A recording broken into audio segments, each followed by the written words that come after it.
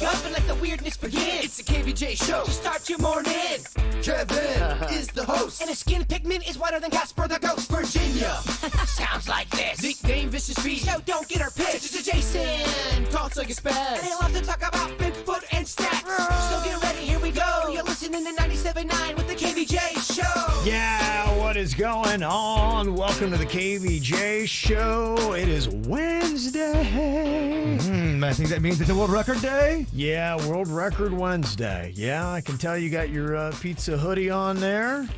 And you've got a packet of Smarties and some chopsticks. Manual dexterity today we're going to be doing. Yes, I'm not great on chopsticks, Virginia. I was going to hope you could tutor me during commercial breaks up until World Record Wednesday. Absolutely. Okay. And I'm just sad that you're not wearing that yellow outfit that Christian Wilkins gave you. Unfortunately, I just can't fit into it to the point where, and I'm a girl that will struggle through a dress for fashion. You know I will. I know. I couldn't breathe on the air. It was really tough to kind of, you just heard me wheezing and sound like Tony Soprano on the microphone. It's a head to toe, like a morph suit kind of thing. Mm-hmm. And it was so tight around her package, she had to leave on shorts. Well, it's a Power Ranger costume, and the thing that's also tough, it has a built-in mask. So to really get it fitting to your body, you have to put the mask on.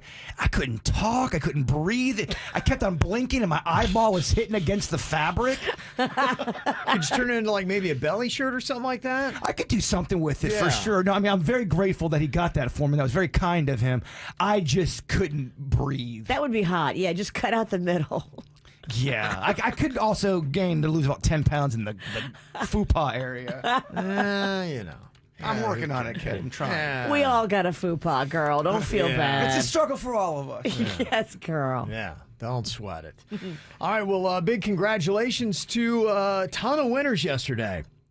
We had 9 chances for you to double your paycheck, and we took advantage of 8 of those yesterday. Wow. We had winners all the way, starting with us at 9 a.m., and it was trucking along during the day. We're all very excited here. We got through 10, 11, noon, 1, 2, 3, 4, one more at 5, and didn't get it. We could have swept the day. At 5 p.m. yesterday, we did not get a winner. Did we shame that person? Yeah. We've got a whole campaign running to make them feel terrible and all that stuff. Me and Denny's get their full name. We're doing a battle rap against them. Yeah, let's go to their house. Tell them. We're doing our part to make sure that they know it, and everybody makes fun of them today. So, yeah, we got a great shame campaign going on. So if you don't want to be shamed, be ready. Tomorrow we're going to do it again starting at 9 a.m. 9 chances to double your paycheck. If you don't have your name in yet, get it in at kvjshow.com. And if you have your name but not all your friends and your family, get their names in too, because if they win, then you'll get $500. So jump on it. KVJ's Double Your Paycheck back again tomorrow. What are you thinking about? What are you thinking about? What's on your mind?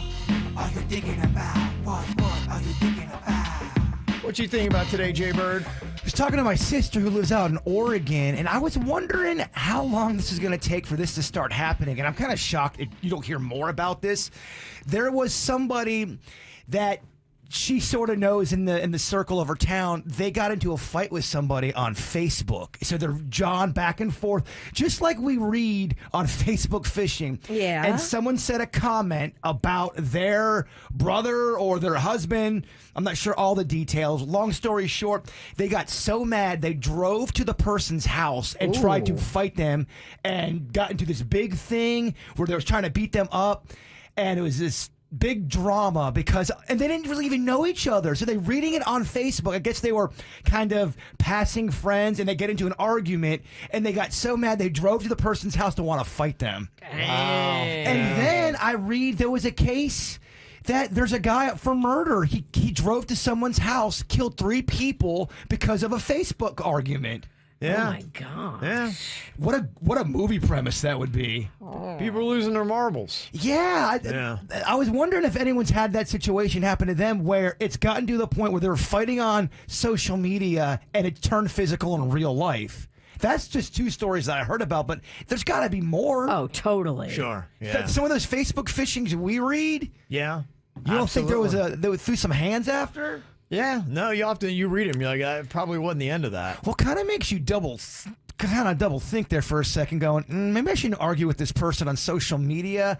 I don't know what they're capable of. It's so cool. Yeah. It's so easy to kind of snap back and throw a dig at somebody. But what if that person's unhinged? Yeah, Exactly. You just don't. It's the same thing as traffic. Same thing as when you're in traffic with the road rage. You never know, like, what maniac just, like, lost his family or something and he's got a gun. Like, you don't know what people are going through. Well, you could even argue it might be worse on social media because your comments, your opinions, all of that stuff is just there lingering.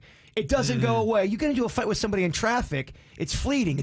You go on with your day. Now, 10 hours later, Virginia can go on social media and go, oh, look, Kevin and Jason were fighting. Dang, Bird said that. Kevin said this. Yeah. I don't know. Makes me never want to go on social media again. I hear you. At least when you do, be cool.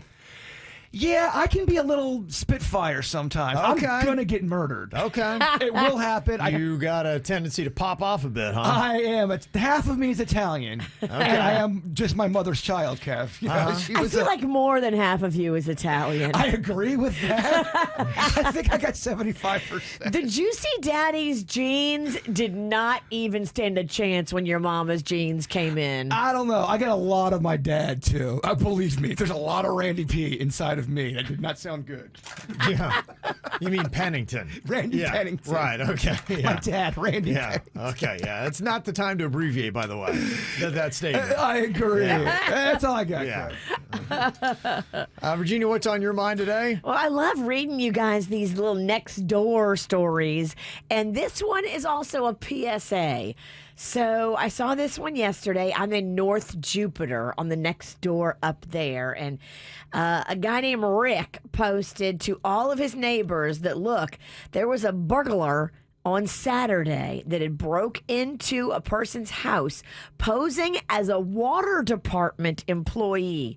Dude had the vest and everything and said he needed access to the home. And then when the homeowner opened the door to like talk to him, the fake water department employee and a friend of his like pushed their way into the house, came into the house, robbed him, and then took off. And so look, it's out there. It's happening. If anybody's knocking at your door and you feel like you don't know who it is, you weren't expecting anybody, don't answer it. Call the police if you think it's suspicious. But this is out there and happening. Well, yeah, I mean, the story that came out of Brooklyn yesterday. I think that guy had on a utility vest, right? Trying to make it look like he was something that a worker. He wasn't. Yeah. And yeah, I mean, anymore now you see that. I think you're going to have to give those people stank eye and do a double take to be like, okay, do they look like they're legitimately a person who is a worker? Because that seems to be the quickest credibility hack that people use to try to blend in to be like, oh yeah, I look like I'm doing something official. Which stinks too, because most people are cool, and I'm sure a lot of times when people are knocking on doors, they're getting crap from people anyway. Now they're going to really get crap from people. Yeah. Mm-hmm. I have a new policy. I do not answer my door ever unless I know a pizza is on the way. Well, look at it like this. If it was somebody coming over that you know, they know your phone number. Yeah. So if it's just some random knock, 9 times out of 10, it's something you don't want to deal with. That's a great point. Anytime I hear a knock, I grab my phone immediately and go, hey, there's no follow-up text. It's not an emergency. Yeah. I don't know what this is. I got weird people coming to my house. You do. They don't know you if they're knocking at your door. If they knew you, they would be calling you or texting you. So it means they want something. Or worse, they want to hurt you. Either way, nothing good comes from you answering the door. They either want your money or your blood. Or your life. So you say you don't answer the door unless you know you got a pizza. If somebody had just a pizza box and a pizza delivery outfit, is there a chance that they could fool you and gain access? They would get him every time. At this point, Kevin, well, let's unpack this scenario for a second. Okay. Now, I would have to order something so I would know. Sure. Now, let's throw in the X factor. Yeah. Bird's had a few whiskeys. The window, Right. the curtains are up. Somebody comes up with a pizza outfit on with a pizza pie. Yeah, you're right, Virginia. Going to open that up into sudden death. And then he opens the pizza box, and there's a Uzi in it. Yeah, I mean, again, Jason Pennington, the easiest man to murder. I do not Fight that. Death is imminent. Yeah. Just a matter. Just win, Virginia. Cool. Let me see what I got on my mind. Yesterday, I'm like anybody else. I love spotting the celebrity thing. And it's kind of odd when you see somebody that would be of celebrity status in a place you wouldn't expect. I was just at the orthodontist yesterday. Yeah. And I was sitting in the lobby, and I looked up, and I'm like, gosh, that looks a lot like Elon Nordegren. And then I looked over, I'm like, that kid looks like Charlie Woods. And so I was kind of like looking. I said something to Ken. I'm like, I think that's Tiger Woods' ex-wife. I don't know if I said it loud or somebody else walked, but she walked out of the lobby, and some guy's like, yeah, that was her. And I was like, did I say that loud? You ran her out of there. Yeah, I must have. Yeah. But I saw him yesterday at the orthodontist at PB Ortho, so it was kind of cool. And that Charlie now, boy, I mean, he's, I guess, 13, something like that. Did you see any of when he was golfing with his dad, Tiger? And they did kind of that, whatever it was, that Pro-Am where it was They played father, son. together. Yeah. And the stroke on that kid, unbelievable. And Wow. people are going nuts for him. You're just like, I mean, he looked like his dad did at that age. I mean, not to put pressure on a 13-year-old, unfortunately. But when No you're pressure, Charlie. But when you're Tiger's kid and you're in golf and your dad's one of the greatest golfers of all time, you know, I mean, people are going to obviously make those comparisons. And, you know, you could see it during the Masters when 35,000 people are following Tiger Woods around when he's doing warm-up. Just, you know, the electricity and the excitement that the Woods bring on the golf course. The stage has been set for this young one. Yeah, big time. And here he is. I mean, look, you got to remember, this is just a 13-year-old kid that's getting braces. You know, I mean, that's where he is. But Isn't there a lot of pressure, too, around LeBron's kid? Yeah, because and you know, hey, look, these dads, I get it, but a lot of it's been generated by his dad because he's Bronny, so it's, you know, his nickname based off of LeBron, his dad's name, and his dad has said that he is only going to retire after he gets to play in the NBA with his son. I mean, that's big. I mean, when you kind of at the dad's point, and you know how the media is anyway, and people have been all over the media and the pressures that they put on these people. Be like, you got to remember they're real people. It's like, yeah, but in a sense, I mean, their dads take them on the golf course and, you know, show them off, or they make statements about how I'm not going to retire from the NBA until I'm playing with my son. So it's like, hey, son, no pressure, but you've got to make it into the NBA. I mean, they are people. They're real people, but people don't look at them as real people. It's just the way it is. It is tough, you know, and that's kind of it. And, you know, we kind of got a little bit of a reminder here. And what is the separation on how we look at these athletes, how we talk about them, and how we treat them? Because, I think sometimes we do, in a sense, they become commodities to us that you buy, sell, or trade. And they truly are real people with real feelings that do normal things like go to the orthodontist. And it's hard. And there was a lot of criticism that was levied on a sports reporter, Virginia, named Adam Schefter, when he reported about the passing of Dwayne Haskins. Yes. And he kind of made a slight about how Dwayne had struggled in the NFL. I saw that. That wasn't really necessary to the story. And the guy has apologized, but he has taken a ton of heat for you know, how he reported it. And that so what was exactly did he do? He had said NFL star Dwayne Haskins, who struggled in Washington before trying to find it in Pittsburgh, died this morning. And he just had something bad to say about his career, right as he's saying the dude died. A slight during death is never a good look. It's not a good look. It doesn't make you look like you're a classy person. Just show respect. The guy just died. His family's going to read that. Do you have to put a dig in? And so, you know, he did apologize on his podcast that was well marketed, and then people criticized him for that and how he apologized because, you know, he looked like it was self-serving. He's like, hey, if you want to hear my apology, listen to my podcast and download it today. Make sure you like and share. You know, so people were like, the apology wasn't that great on top of it. And the apology is tough because we talked about it the other day. Yeah. Even if you apologize and you are sincere, people are he's lying, crocodile tears, no matter what. If you do a public apology, there's a chance some people are just not going to believe you no matter what. Yeah, so that didn't go well. And I saw another interview with another sports reporter. He said, you know, I was getting alerts that this likely had happened, and I contacted his agent, things like that. And he said, it's tough. And he said, look, as sports reporters, you're trying to get information out and fast and do it the right way. And you're sending these tweets and they may not be well received. He said, I chose to pass on that because I knew the Steelers organization is very good at reporting bad news. I felt like this wasn't one I needed to lead on.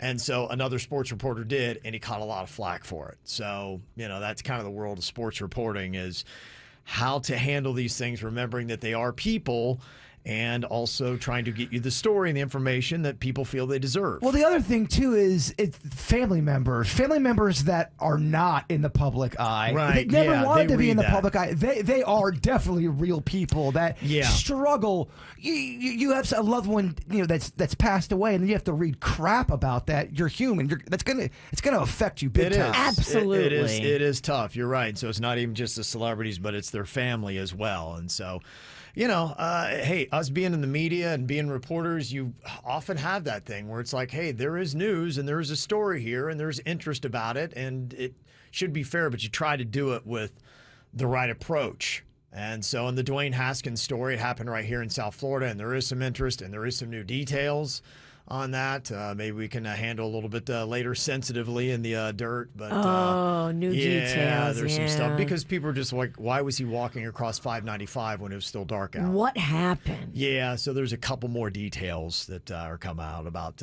what was going on and what Dwayne Haskins was up to that we'll get to a little bit later here in the show. Do you have a hard time focusing? Do you feel like your days kind of get away from you? You're like, gosh, I had so much stuff to do. Why did I get so distracted? Well, I tell you, this is our whole life now. Everything is distractions. And it really is annoying because I'm easily distracted and it's hard for me to focus. And I do all those little hacks that they tell you to do. Make sure you don't have any notifications popping up on your phone. Your phone is really your biggest offender. But even then still, there's always something happening. Like the last couple of weeks, I've had a lot of those alerts pop up on the TV that just goes, and it grabs your attention. I mean, how in the heck are you going to just focus on what you were doing when that goes off? Yeah, I got a window where there's a lot of nature activity, and man, it distracts me all the time. Yeah. There'll be a bird that flies down and another bird that looks like they're talking to each other. It's just a fun moment. Yeah. They probably are. They're talking S-bomb about you. Or they're talking about how awesome it is to be over by my neighborhood. I don't know. Yeah. Why is it always got to be negative? And then just for a lot of us, too, you just have a busy mind. You have so many thoughts that you can be on one train of thought, and then it just somehow, a minute later, you're like, how did I even get over here mentally? I know. I was just cooking chicken, and now I'm changing out laundry, and I'm just like, what am I doing? Oh, Yeah. And then I forget that I'm burning carrots. I get it. Yeah. Yeah, I think part of it is that we just try to cram too much into our time now, and we think we're Amen. superhuman, and we're trying to do 10 things at once to feel in our own minds that we're so efficient. And really, what's the rush? You're right. You know what I mean? Probably need to slow down and realize, hey, look, you need to focus on one thing at a time. That's one thing to keep in mind. But there's a psychologist, Dr. Julie Smith, that was on TikTok talking about a handy trick that may help you deal with these intrusive thoughts. Ooh, TikTok tricks. What do you think about her advice? I'm a psychologist and I want to show you something about how your mind works. All you have to do is just not think about sex. What are you thinking about? Sex? That's because your mind doesn't deal with negatives that well. As soon as you try not to think about something, you're already thinking about it. Simply trying not to have a thought won't stop it from coming. That's part of the reason why lots of us struggle to deal with things like addictions, diets, and intrusive thoughts. So let's try again. This time, let any thoughts about sex pass and actively fill your attention with the things that you want to be thinking about instead. So, using that strategy, try not to think about sex for the next 20 seconds. Okay. So basically what she's saying is that you need to focus on positive goals rather than think about things you are trying to avoid. I failed. I already thought about sex. Yeah. Yeah, that's going to get a lot of people. But I guess what she's saying is don't plant in your head that you're going to be focusing on something negative, I guess. I guess you're focusing on positive goals rather than thinking about the things that you're trying to avoid. So I was trying to think about that. So if you're on a diet, is she saying that you don't think about the diet because that's negative? Or do you think about the diet because that's your positive goal? So I was trying to break down exactly what her advice was all about. I mean, if I'm over here like I am, juicing day 2, Yeah. trying to not think about the new patty melt at Burger King. Okay. I mean, I love patty melts and I love Burger King, and this is the worlds colliding. If I think about it, I'm going to be driving to the drive-thru. Yeah, to me, I think a distracted mind is a better strategy. I know if I am because I think I got, like you, I got some of the OCD and I can really obsess about certain thoughts. But I know if I get up and do something and completely, it's almost kind of like a mood interrupter. If I do a mood interrupter, it does help me with that thought. Okay. So she's in a sense saying, watch out for the bad or the intrusive thoughts, the things that really you shouldn't be focusing on because you got something more important to do. It's kind of like that whole thing. You ever heard about that? You can't keep the birds from flying around your head, but you can keep them from making a nest in your hair. And that's just talking about thoughts. So the thoughts will fly around, but you don't let them sink into your head and build a nest and hang out there and live. You got to realize that, and you've got to shoo them off and get rid of them. A psychiatrist once told me, and they said, you know what, if you're having thoughts that you don't want to have, stop fighting to have them and just let them. Just stop fighting them. Let them go in your head, and just as a witness, just like you have a good thought, just a thought in my head. Just because you think it doesn't mean it's real. I'm thinking about me being a millionaire, and I'm still not a millionaire. Yeah. See what I'm saying? Here and there. Yeah, I think we judge our thoughts too harshly, especially the negative ones we don't want. And as soon as we kind of like brushing your teeth, you go, all right, I'm having a negative thought. Everyone has them. It's just a thought, baby. And once you get that kind of mode, it's not as bad to struggle with. And I've heard people talking about being mindful and present. So you're always consciously aware of your thoughts and where they're taking you. Are they taking you down a good path or a bad path? Are these productive thoughts or are they destructive thoughts? Or are they thoughts that are distracting? And that's why it's important, too, to have some free time where you can let those thoughts happen and you entertain them and you go off and do that whatever thing you do. But when you have to get the job done, you got to be mindful of the thoughts that come in your head. So I think that's what she's talking about. So. And she's just one person. Doesn't mean her theory or strategy is going to be right for you. Yeah. Everyone's different. I've heard that, and I will tell you, too, that it's something I've been practicing. I've kind of known this. I've been working on it, and it's not easy. It's like with anything, like going to the gym.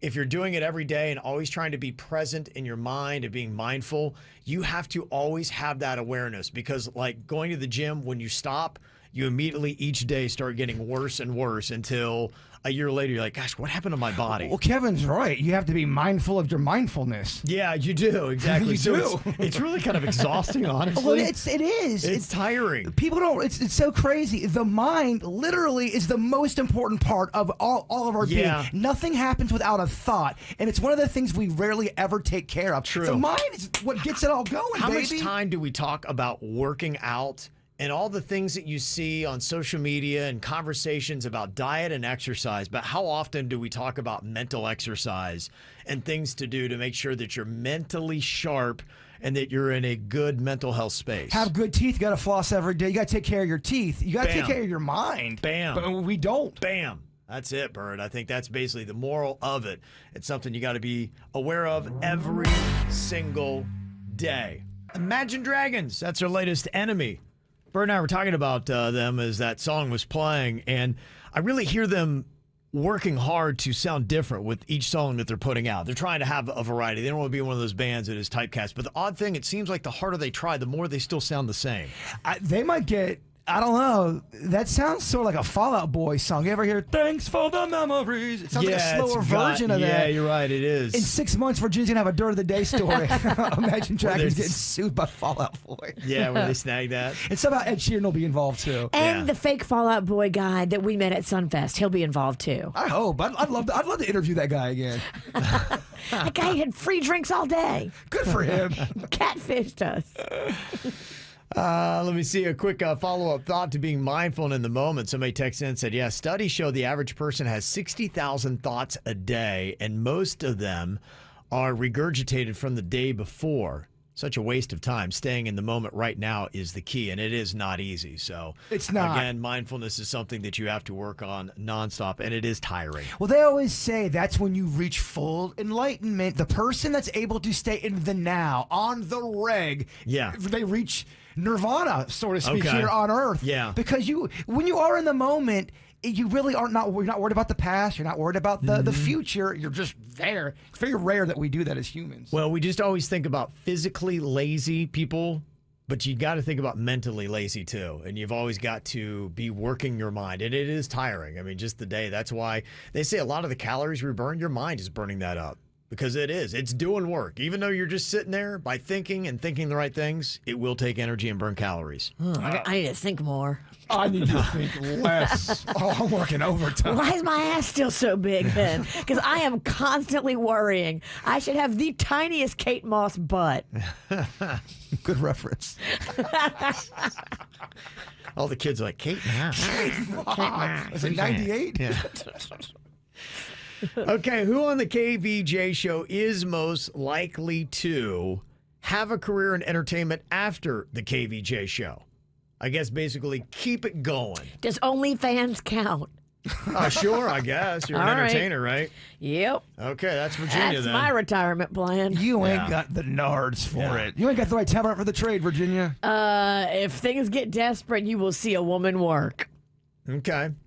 I would say Bird, though. I think Bird's just an entertainer at heart. I think he would continue on past the show if we all decide to go different paths. I think Kevin's right, and I think mainly too because y'all are married, y'all got kids. I got nothing attaching me to Right. anything. I could You can have a crazy schedule. have a crazy schedule, and I could Yeah. move if I needed to, and Yeah. do all that. Music. Yeah. That always pays.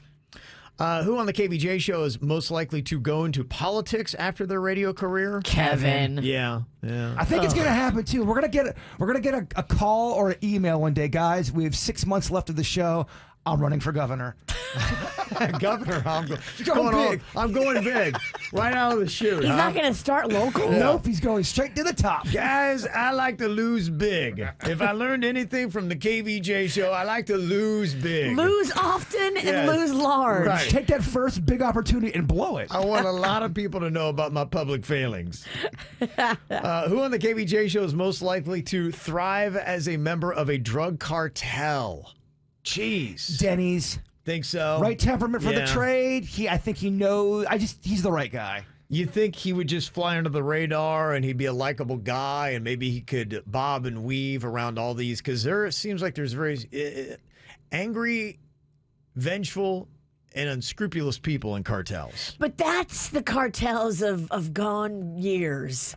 What? Maybe the new cartel is sweet and friendly. Maybe they're I don't know, kind and Virginia. loving. I can pull up a couple stories from this last week. They don't seem like they've changed much. I see what you're both saying, and Kevin's right, but they have so many of the angry type soldiers out there. You need a little bit of a even keeled mind. I think Denny's would bring that in certain situations. He'd be a good balance. He doesn't to bring drama. I an El think, Chapo, maybe. yeah, and he's just gonna. You're gonna give him a directive, and he's gonna go and just do it. He's not gonna Okay. any back talk. This ain't Juarez either. I mean, it's South Florida. Am I off on the Denny's pick?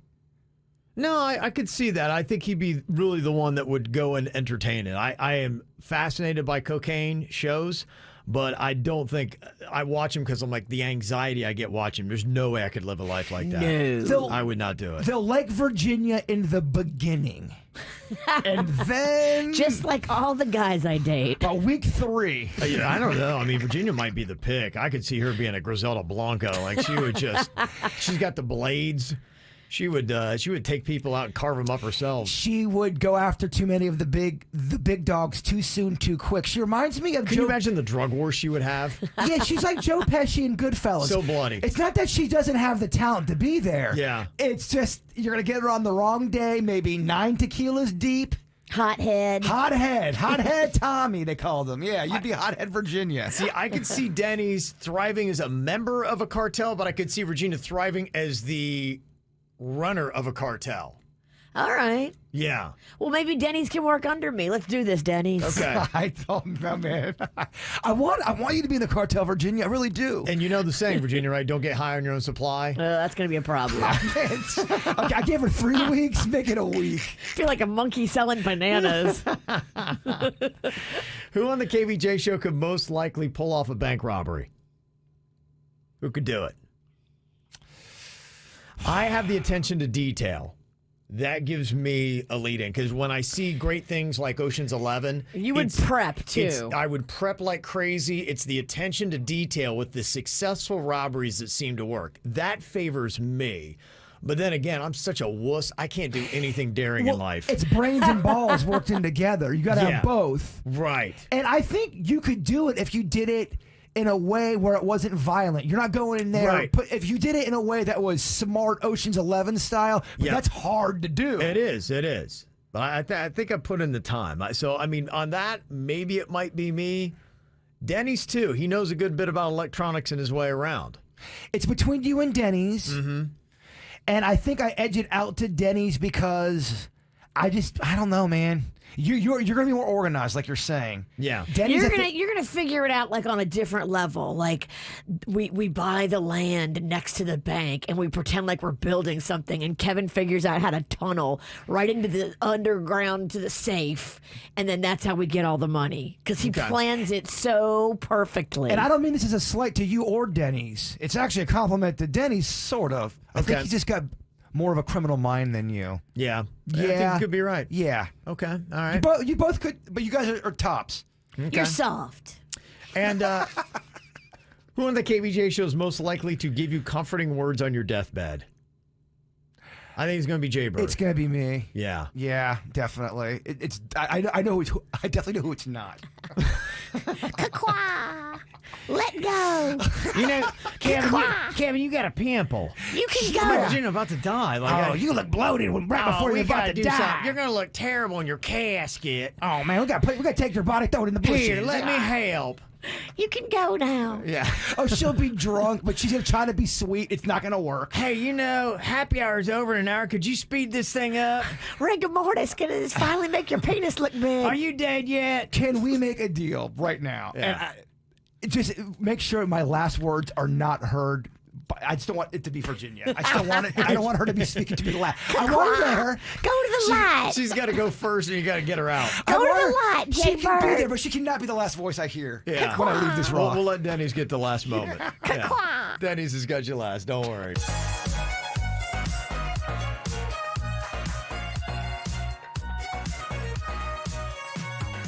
Well, what do you think about this list of the most overrated movies from CBR.com? I do see what they're saying on a lot of these, because they have a statement as well as to why they think the movie is overrated. Now, they go back at number 5 on their list of the top 5 most overrated movies. They put Shakespeare in Love. I don't know if you remember that movie from 1998. Yeah, I had a bunch of theater friends, and we'd go to parties, and they would talk about how great that movie was. I'm like, ugh.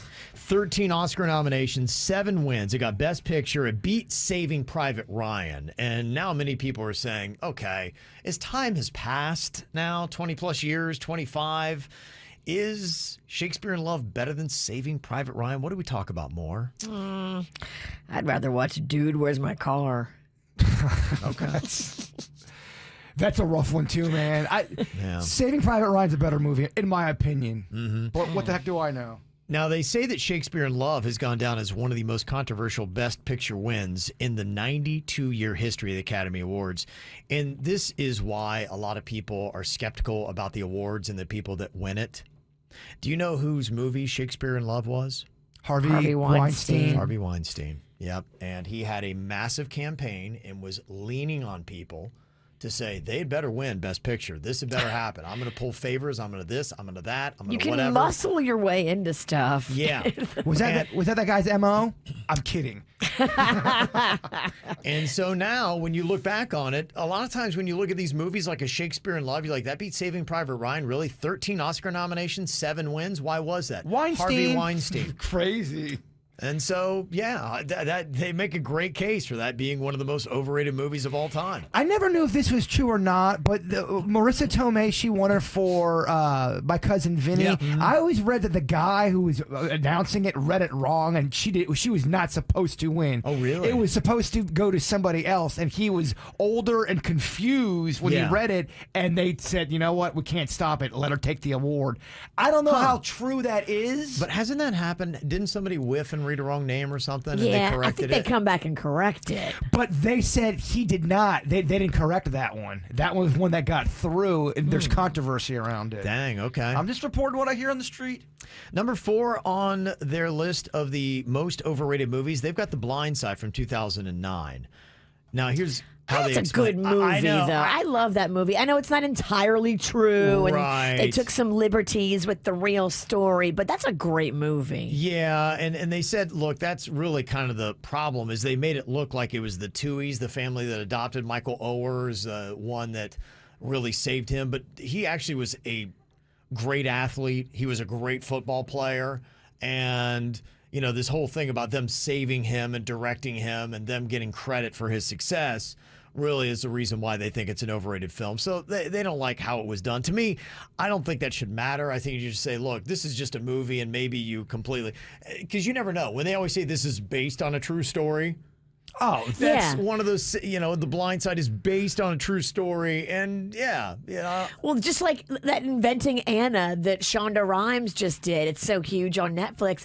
In every episode, before they start the episode, she puts up like some kind of disclaimer, but it's worked into the scenery, and it says, this story is completely true, except for the parts that are totally made up. Right. Well, so it's done for entertainment value, and The Blind Side was a very entertaining movie. I think they have to put that in all movies. They have that little thing where if there's any kind of similarity to names, places, this is all done as a movie. It's all coincidence kind of a thing. Sandra Bullock got an Oscar for Best Actress. It also was nominated for Best Picture. But yeah, that one I don't agree with as much. They have The Dark Knight Rises at number 3 for the most overrated movie. Is that the Joker one? No, that is the Bane one. And it came off of the Joker. And they say in their write-up, the 2.5-hour film felt more like an overindulgent ramble with a confusing plot, nonlinear storytelling that served no purpose to the story, and Christian Bale's Batman trying way too hard to top the last one. So that's how they feel about The Dark Knight Rises. And they clearly are not fans of Christopher Nolan, the director, because he has the number 3 movie, and he also has the number 2 movie, Inception, on their list. They say that one is extremely muddled and confusing. And then when you try to tell somebody that's confusing, they're going, you're just not smart enough to get it. Did you like Inception? I haven't seen it yet. I liked it. I did like that movie. I think I saw it, but I might have slept through it. It's got a fantastic French music soundtrack. You love the French music scene. And that's Leo, right? Leo DiCaprio? Yeah. Yeah. It's all about, sleeping and dreaming and what's real and what's not. And they do this thing with this top where you go under and it's like, ooh, cool. Yeah. Okay. Well, they call it muddling and confusing. And then the number 1 most overrated movie, according to CBR.com, they have it Avatar from 2009. Hey, man, I just did not get why. I think that's still the all-time record for movies gross at a theater. Second, Avatar is the second highest grossing film of all time and the first film ever to gross more than $2 billion.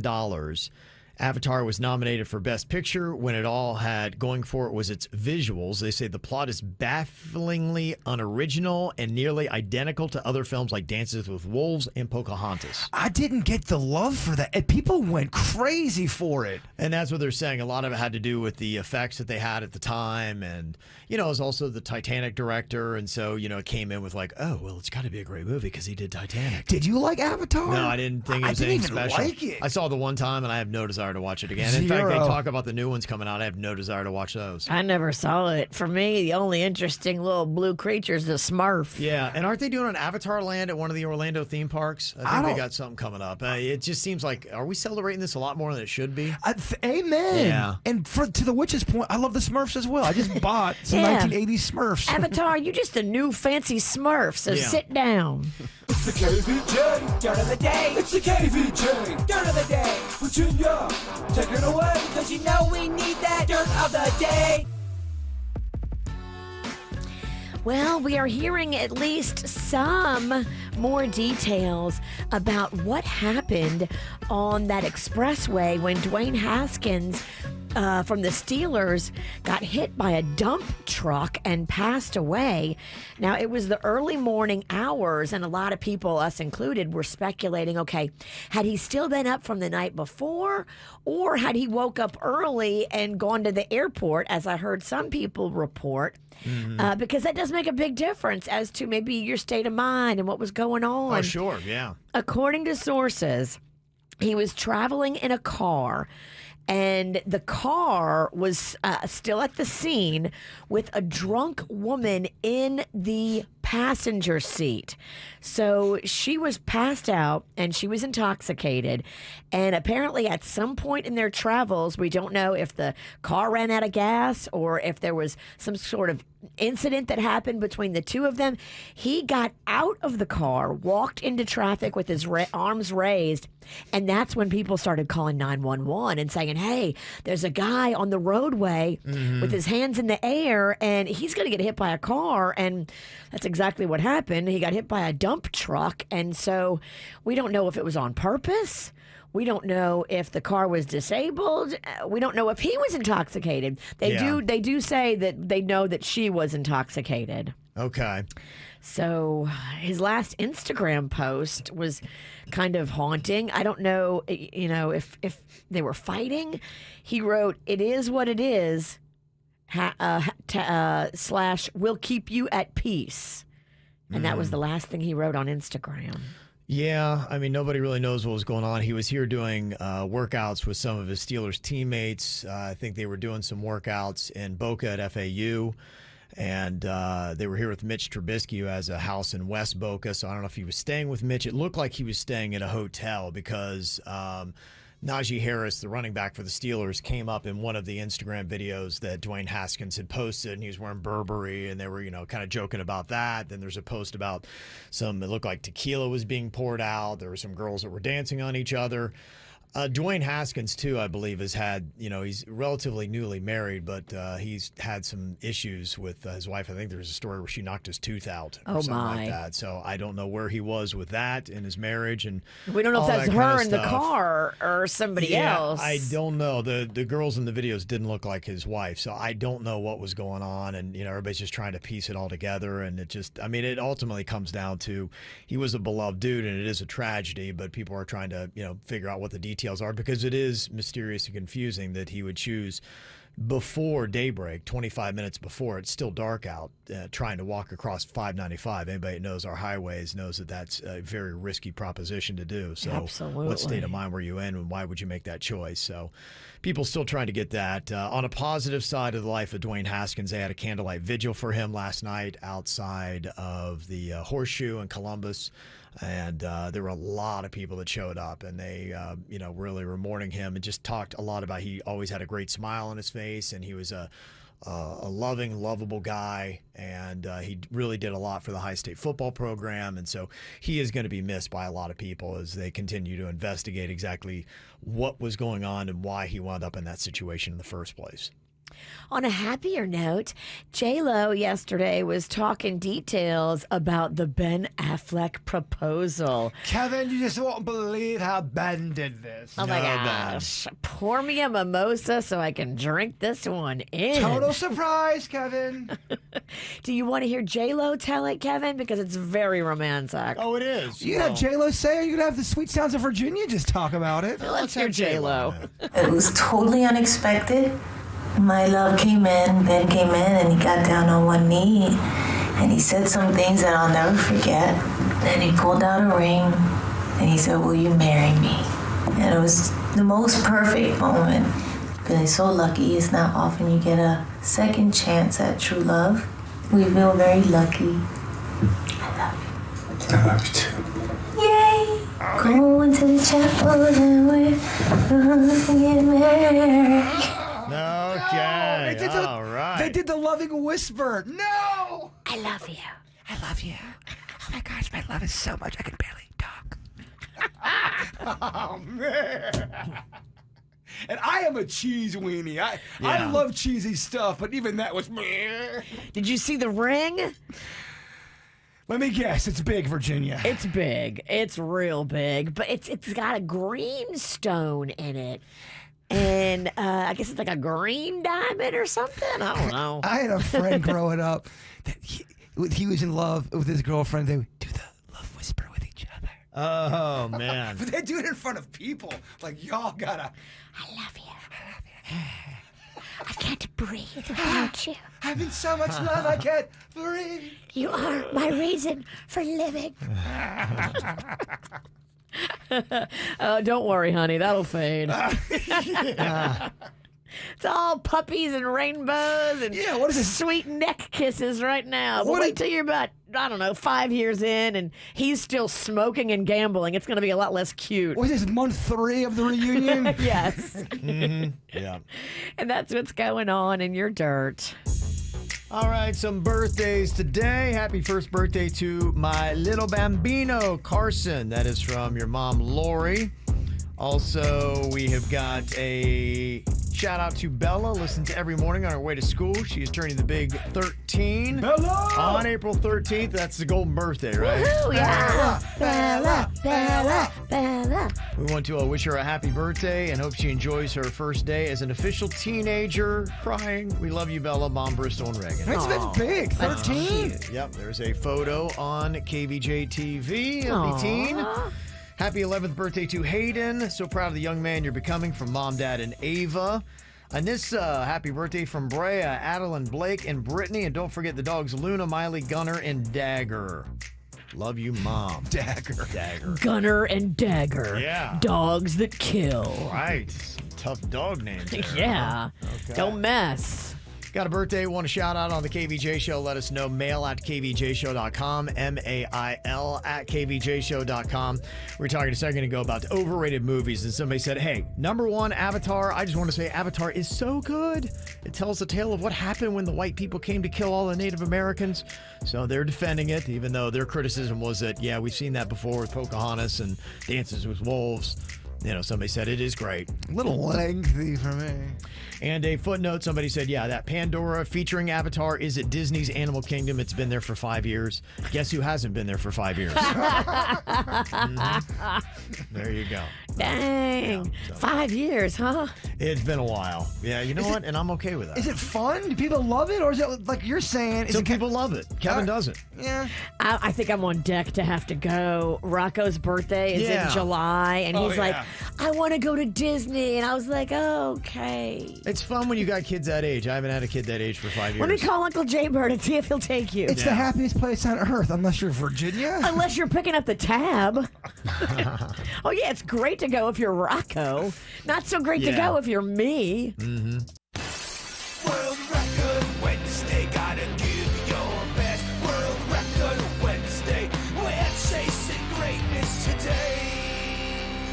All right, today Jaybird is going after the world record for the most Smarties eaten in 60 seconds, blindfolded using chopsticks. So there's a lot going on in here. Oh, my. Yeah, I saw Jaybird just chucked a chopstick at you, Virginia. What's going on? I don't know. I am going to file a complaint with HR because it almost stabbed me. Whatever. I have video proof of Virginia taking a pair of scissors and throwing them at my eyes. And the only reason why they didn't hit my ojos, Kevin, is because I had a camera blocking it. I was aiming for the camera lens, and I have dead-on accuracy. If I didn't have that camera there, I knew you were going to be blocked by the camera. Patches over here to be calling me today.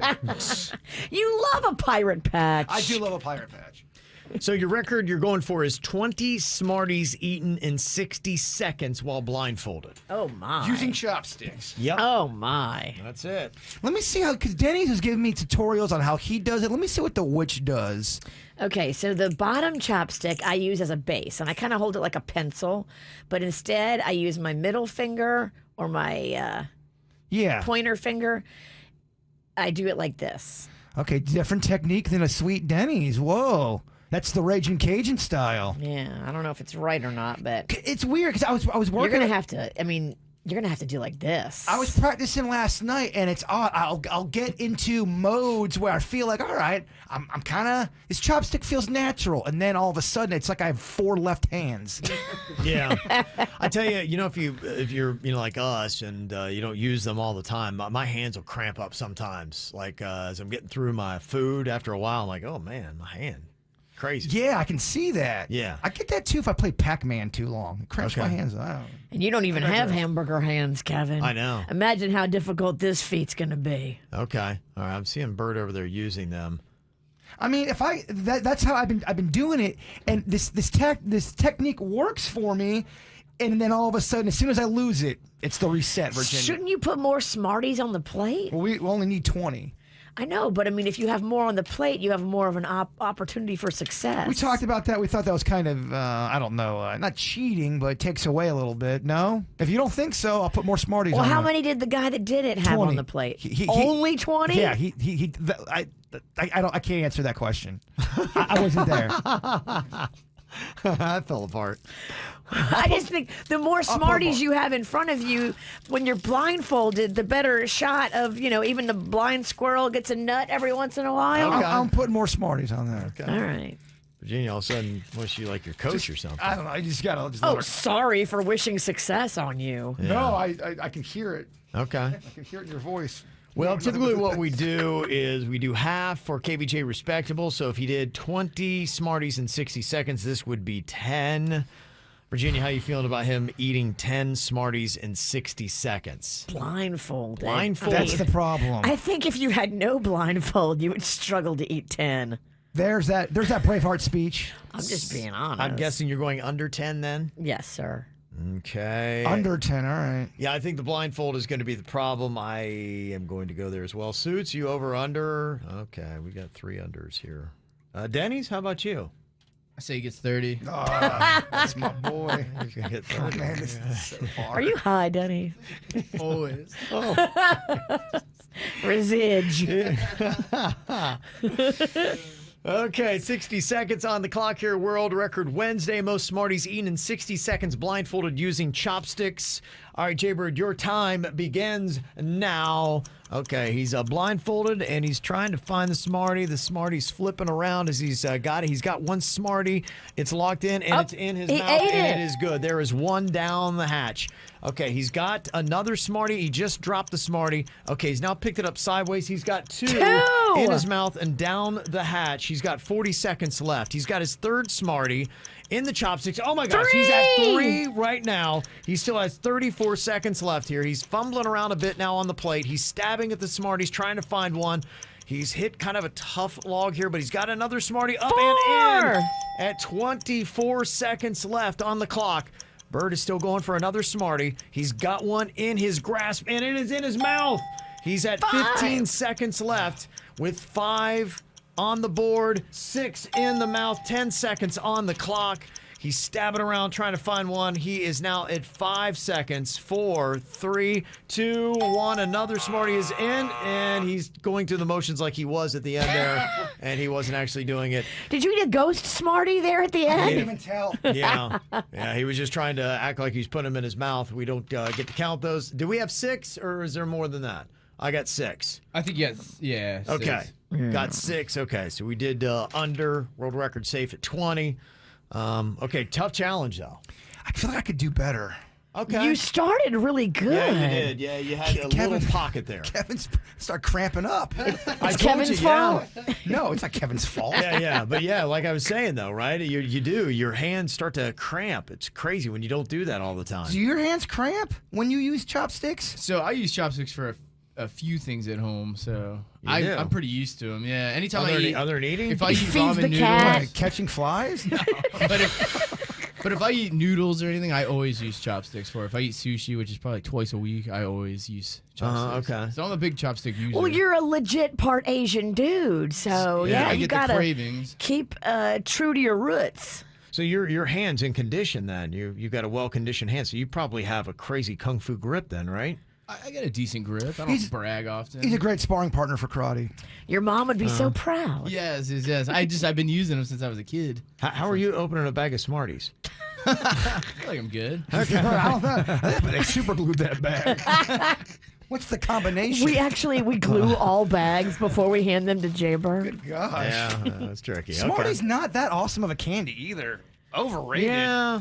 If I was starving and I hadn't eaten in 3 days, I'd be pumped. I remember when I was a fat kid and I'd eat them, I felt like I was eating diet food. It's not, it's almost like a sweet aspirin. I was only half happy. Me and my sister used to play church when we were little, and those would be our communions. Oh, I communion get wafers. that. They Yeah. remind me of pretending to be at church. We did those games. Yeah. Okay. All right. That's fun. Talking church, it's Holy Week. If you're in the Christian is. religion, it starts with Palm Sunday, and they got all that stuff going on. Lent and Good Friday Friday is coming up, and then Easter's on Sunday. I know we always get into this debate. Do they still practice we're supposed to be silent on Good Friday? Is it for an hour, for an afternoon? I think we've always gotten into this debate where you're supposed to be quiet, observe silence for a few hours on Good Friday. You never heard of that? Can you start now? That sounds like a trick your Done. mom used to play on you back in the day. Did your mom make up a fake Catholic tradition? No talking. We get into this debate every year, I feel like. Silence. Yeah, I don't know. I've not been told that or taught that, but some people might. I thought maybe it's a actually Catholic thing. It sounds like a great tactic. Yeah, I'm not Catholic, Virginia. It sounds like a great thing if you have loud kids. But Oh, you're no doubt. Catholic, you never heard of that. We never practiced that. I'm not saying it's not a thing. Let me look it up. Yeah. Virginia Silent- remembers communion wine, but after that, pretty much everything's fuzzy. She got that part down. I never drink out the goblet, though. I was going to say, that's... Mama does not share the communal wine. And then I love how they disinfect it with that one cloth napkin. Yeah, one cloth. Yeah, that's going to do it. You know the herpes virus is way stronger than cloth, right? We've prayed away the germs. Oh, You're hell fine. no. Do not Yeah. drink out the goblet. Yeah. All right, makeup or breakup. We got your emails in here. What do you think? Should these people stay in the relationship, or is it time to get out? This is an interesting one that I had seen on Reddit, and I was like, okay, how would you handle this? Would this be a makeup or a breakup for you? It says, my family had a big family reunion, which was the first time we've all been together since the pandemic. I went early, and my fiance said that he would meet me there at the reunion later. So he shows up on time for the formal festivity, so that was all good. But as we're hanging out more, things seemed a little off.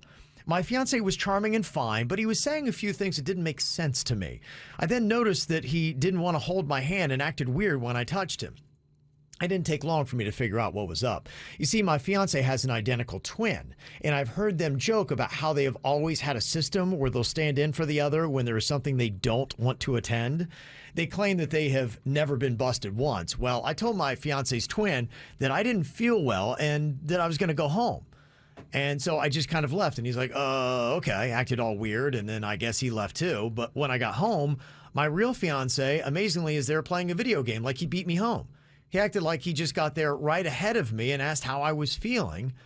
And so I know his brother called him to say that, she's not feeling good. She's on her way home. You better act like you're ready. This is wonky. So I asked him if he had a good time at the party, and he said, oh, yeah, great time, yeah.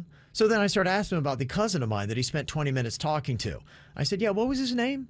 And he's like, oh, I don't remember. What were you guys talking about? I don't really, no, I don't know. And I said, and what did he look like? So when he blew all three of these questions, I knew that he was lying, and he knew he was caught, so he just started laughing. Well, I got very angry, and I lost it. I threw a game controller at him. I then kicked him out of the house, and a few days later, I'm still livid. He's now texting me about why I'm so upset about a harmless prank. He says I'm blowing it way out of proportion, but I don't feel like I am. He clearly has no care to meet my family, which he says he wants to be a part of. He knows how important family is to me. I feel like this might be a sign that we just aren't meant to be. Am I blowing this out of proportion like he claims? What do you think, Virginia? Is this a reason why you would dump your fiance? Because he played a little trick with his identical twin? I mean, fiance is pretty far into the relationship. Here's the problem. This is something they've always done. So for them, it's like a thing. Mm-hmm. And now you're on the scene, and I don't know if I'd break up with him over this, but you need to let him know that moving forward, his little joke that he likes to play on everybody else is not going to fly with his fiance. You get one. You get one, and then that's it. And if he doesn't want to come around you and your family, then you're not interested in marrying him. But I think when a guy, if he has patterns like this, then he's always done with him and his brother. It's their joke. They want to see if they can do it. They grew up doing it.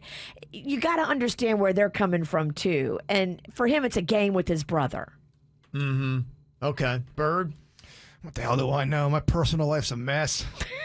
Professional life ain't going so hot either. I think our professional life's going good. If my professional life's going bad, yours is going bad, too. Mm-hmm. Okay, so, yeah, I wouldn't do a breakup on that either. I'm with Virginia. I gave you 1, but I can see why you're upset, and I don't think that it's unwarranted, your anger. Totally warranted for you to be upset, but Yeah. you have to look at it from their perspective and why they're doing it. Yeah. They've always done this since they were kids. So if they, I don't know, threw eggs at people when they were kids, they always did that.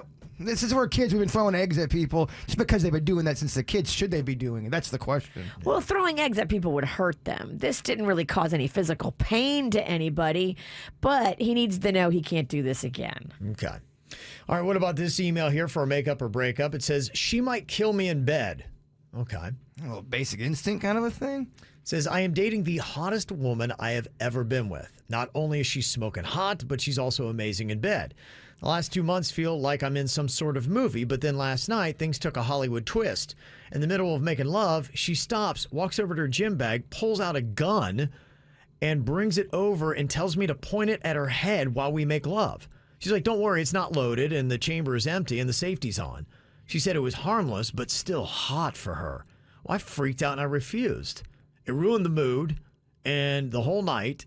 And I think that I've now realized that maybe the amazing ride might be over. I mean, what's next?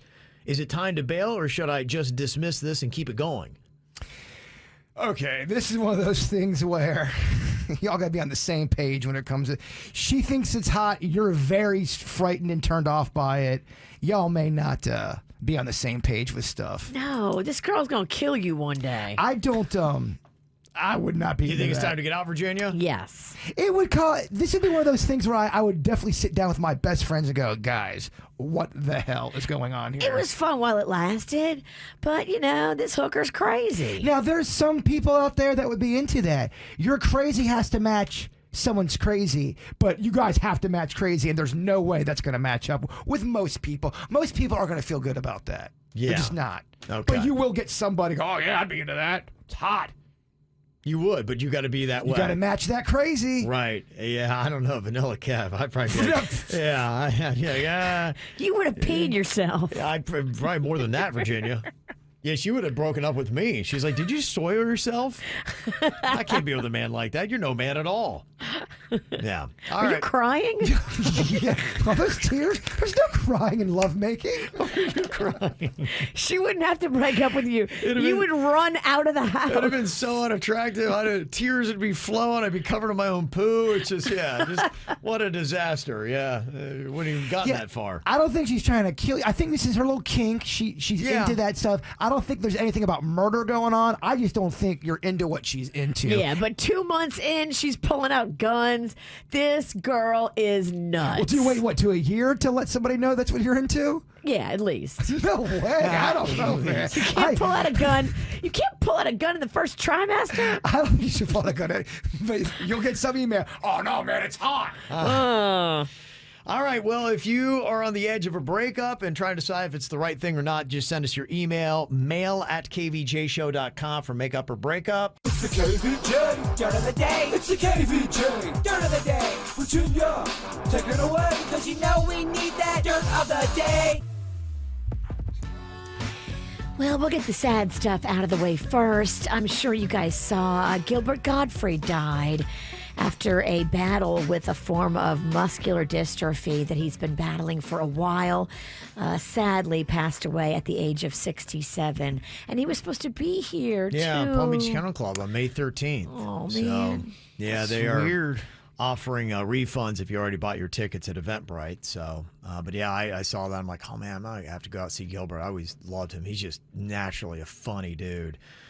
We had tweeted out on KVJ yesterday one of the most legendary appearances he ever had on Hollywood Squares. He was just so quick and funny. And, you know, it's a 50-50 and people kept guessing wrong.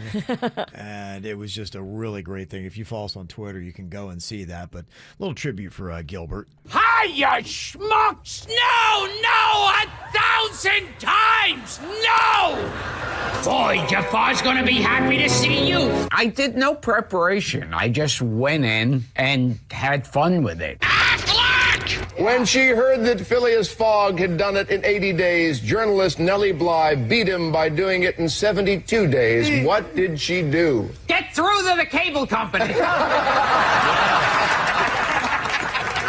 Wow, why do I keep having these silent farts? What's wrong with me? And the doctor goes, well, first of all, you're going deaf.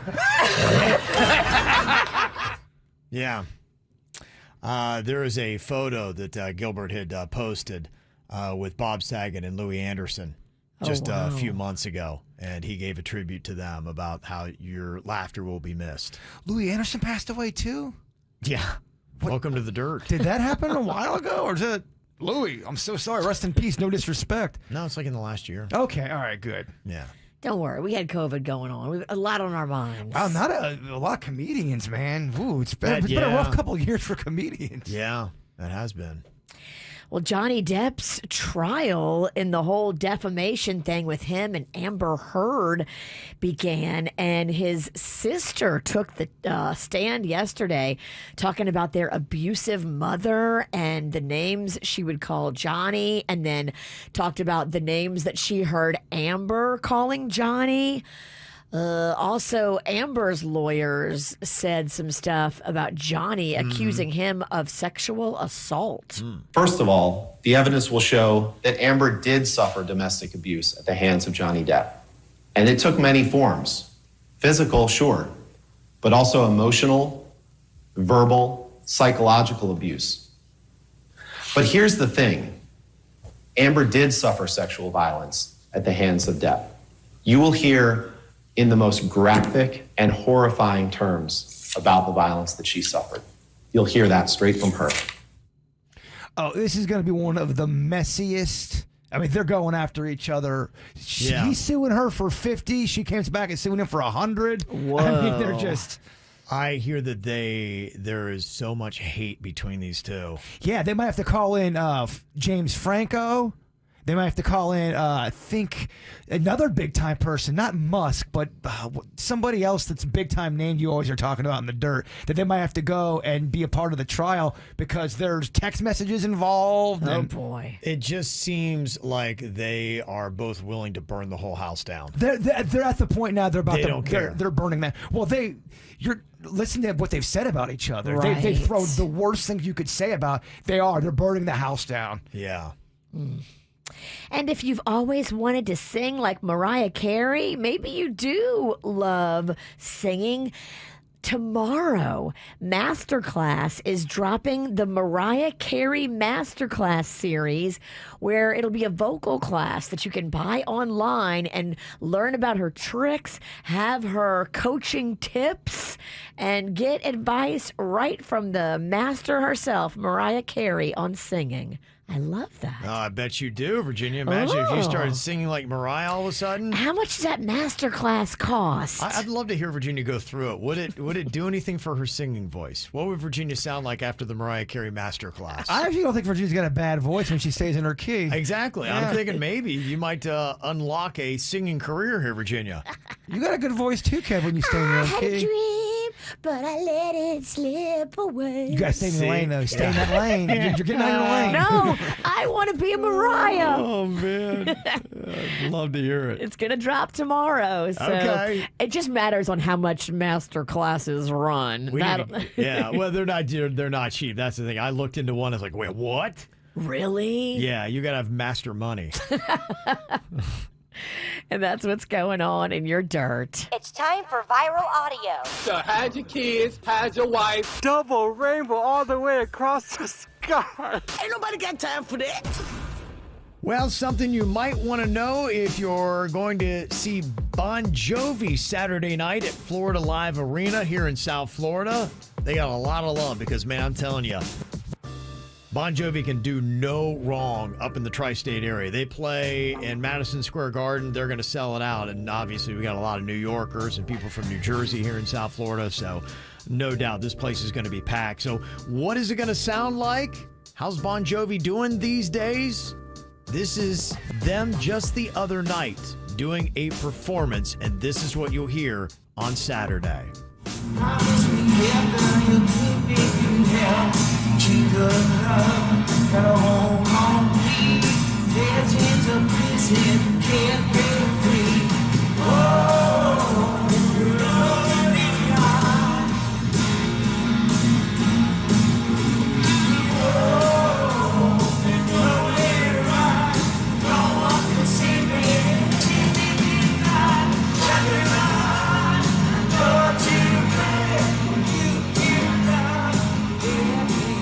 I'd say the reviews so far are not glowing.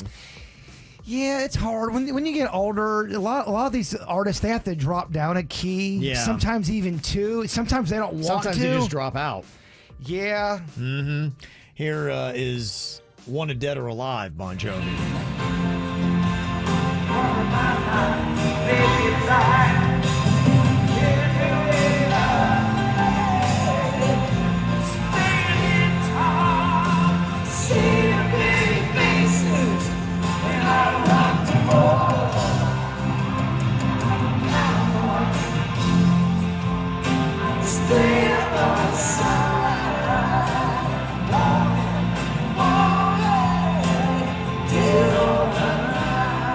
Okay. I don't want to pile on. Yeah. I read the comments. I'm reading the comments in the chat room. It doesn't sound like it's the 80s. I get Yeah, it. it's But all he's right. a super, super nice guy. He is an amazing guy, no doubt. Palm Beacher as well, at his house over there. So, I think if you sing along with it, then you're going to have a joyous experience. But just remember, it's not 1986 and Slippery When Wet didn't just come out. So, there you go. Maybe you need to drop down another key, maybe. Think so? Okay. Yeah, there's no shame in that. And honestly, I got to tell you anymore, I don't really see a lot of shame. I don't mind the backing tracks. I really don't. I know some people like it's not true performance, but I'm okay with it. It depends on what we're doing here. Would you rather have Backing tracks don't bother me a little bit. I mean, Yeah. it just adds depth in concert, and it's still them. Yeah. I mean, the other makes the thing, music It's like sound a little having better. background singers, but you are Right. your own background singer. Right. I don't have a problem with background Absolutely. I would singers. rather the experience sound good. well, background singers are different than a backing track because sometimes a backing track will lead to lead vocals being backed up as well. You don't want your lead part. You wouldn't want John Bon Jovi singing along to John Bon Jovi at a show. You just wouldn't. Backing vocals, but not lead vocals. Yeah, I'm still even okay with that. Honestly, I would rather have it sound good. I'm like, just Kevin's sound good. like, lie to me. Yeah, I don't care. You're up on stage. He looks great, by the way. His hair is amazing. He looks fantastic. I mean, Penelope Star in the chat room's got a point. He's old. He's older, Sure. y'all. I mean, I get it. That's why, look, you need help when you get older. I get it. I need help. Give that dude a backing track. That's why I'm like, have a backing track. I'm cool with that, dude. You're all good. drop down a key, do an acoustic show. That's what I would do if I was him. I think that would do well. Yeah? Yeah. Okay. I do. I like the rocking, though, man. I want them You guitars. could still rock it with the acoustic. You could do it. You Kiss in give the 90s. love a bad name. It doesn't play. I want to rock. Yeah, that's right. Oh, it's kind of fun. You can look in our KVJ TV chat room and you can kind of tell, who's what age. We were just talking about things that you would say 20 years ago that wouldn't make any sense to a 22-year-old now. And you're like going, okay, yeah, they're probably a little bit older. And then you can tell somebody who's a little bit younger when they ask, who is Bob Jovi? So, you kind of... Bob. Yeah, Bob Jovi. Jovi. So you can kind of see, we got a wide variety of ages in there. With, Who is Bob Jovi? Who's this Bob Jovi? He's good. Yeah, or was at least once upon a time. That's funny. So yeah, they'd come up with a thread of sayings from the 90s that people 22 and younger might not recognize. The Be Kind Rewind, You Got Mail. Hey, I'm trying to use the internet, get off the phone, those kind of things. A lot of it tech kind of stuff. That Be Kind Rewind, that could lead you to some fines if you didn't be kind and rewind. My place would charge us. That was the beginning of the end of Blockbuster when they started charging you for not rewinding. And that really, I think, was kind of their jump the shark moment. That was a pretty stupid thing to do It because, was. come on, you got to charge them for not rewinding the movie? Yeah, and then they had the late fees and all that kind of stuff. And I remember, hey, when Netflix was coming on strong and they had Redbox and other people that were starting to challenge them, they made that big celebration of no more late fees and all that kind of stuff. Remember that was a big deal? Well, Denny's used to work at Blockbuster. How much of a pain in the ass was it really if somebody came in there with a movie that wasn't rewound They all were that trying way? to find other ways to take money from you. People don't like that. Whenever a business does that, note to businesses, people don't like it when they feel like you're doing something just to nickel and dime them. It's also kind of a guilt tactic. You're a bad person. You didn't rewind. Be kind, rewind. No one even cared. We had machines that would rewind everything for us. Yeah, I remember I had one of those. Yeah, because it would take the wear and tear off your VCR. Yeah. You would put it in that machine. I had one of those too. It wasn't a big deal. We had one that would do 10 at one time. And we Oh just, my God. You just stick them in, and then when you thought of it, you go grab them and put them back on the shelf. Yeah. Blockbuster, you changed. We didn't. We were allowed to waive, I think, 10 people's late fees a week. I had that power, so I would. My friends would come in sometimes, and I would waive their late fee for them. Damn, Wow. Josh. But you pick and choose who you're doing, because you only get 10. Powerful. Yeah, that's some big energy right It there. was nice. It was nice. I never knew that about you, Denny's. I miss those days. Wow, man. Now look at you. Oh yeah, now I got no power. It's the opposite. You work with us. So what is a phrase that we say now that wouldn't mean anything 20 years ago? And you're right. There's a lot of stuff that if somebody said, hey, let's call you an Uber. You'd be like, can you imagine if somebody said that to you in 1999? You'd be like, huh? What are you going to do? You're going to call me an Uber? I don't get that. Let's FaceTime your mom. Yeah, right. Big time. I always hear this too. Everybody's like, you know what? Just Venmo it to me. Oh yeah. Yeah. How about this one? Bill Cosby's a rapist. What? Damn. Right? Think about that. You're right. Yeah. You'd be like, what the? Unless you not Dr. Huxtable. Well, if someone just said that to you in the 90s or when you were a kid, you go, what are you talking about? Yeah. No, you're right. What if somebody said, so what are your pronouns? What? Hold on. Wait, what do you mean? What are my pronouns? Explain that to me. It's true. Yeah. I mean, that's a relatively new thing that they're saying now that they weren't 20 years ago. I swiped right on him. 1999. If you said that, you'd be like, what are you talking? Swiped right? What, paint? Like, what are you talking about? Swiped right on him, and then I went... Never mind. Can't say that joke. It sounds like a bedroom move. Yeah. Watch this. I'm going to swipe him right. Download the app first. Somebody who said that to you in 2000, download the app. What are you talking about, the app? I remember when they first started using the term app, and everybody thought they were talking about appetizers at restaurants. You couldn't use the word app, and now it's the opposite. You say app, no one thinks appetizers. And somebody be like, what are you talking about? You talking about cheese sticks? Like, what are we talking When about? When iPhone first came out and people said app, people used to get so confused by it. I was working at the Apple place. Yeah. People didn't even know what that meant. And now look how ingrained all these phrases and statements are in our daily language. I mean, think about someone said, "Hey, Kev, do you mind sharing and commenting on my post?" Like, what are you talking on my about? post, I would probably think bedpost or fence post. That makes no sense. Will you like my comment? Yeah, I liked it. That was good, Virginia. I like your comment. Yeah. Or even just 20 years ago, if you would have said, yeah, I got this on Amazon. People would have been like, you're right. Wait a minute. And then was Amazon even doing books 20 years ago? How long have they been in that game? I'd say it's probably been 20 years. Yeah, I remember because they came out. Amazon paired up with Kindle, I believe. And It they was started doing books. it was all books In and the then beginning, ebooks. yeah. Because I remember I was like, Amazon, not for me. Yeah, I remember. And then it transitioned into what we have now. Yeah. A couple other text people were sending in. Somebody said, drop me your PIN, as in your location. Yeah. Yeah, that's amazing. Text me the details. You say that in the year 2000, you'd be like, text you the details. The heck are you talking about?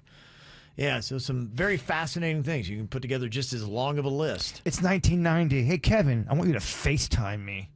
What? Sounds dirty. What do you want to do to my face? Yeah. All right, what kind of time you want with my face? Let's not.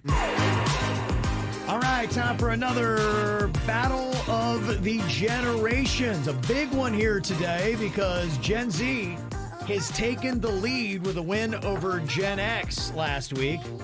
They got 22 wins. Millennials have 21, but they can tie it here today because our battle is Gen Z versus the millennials. So that means representing in here, we got Suits taking over for Gen Z. We got Denny's for the millennials.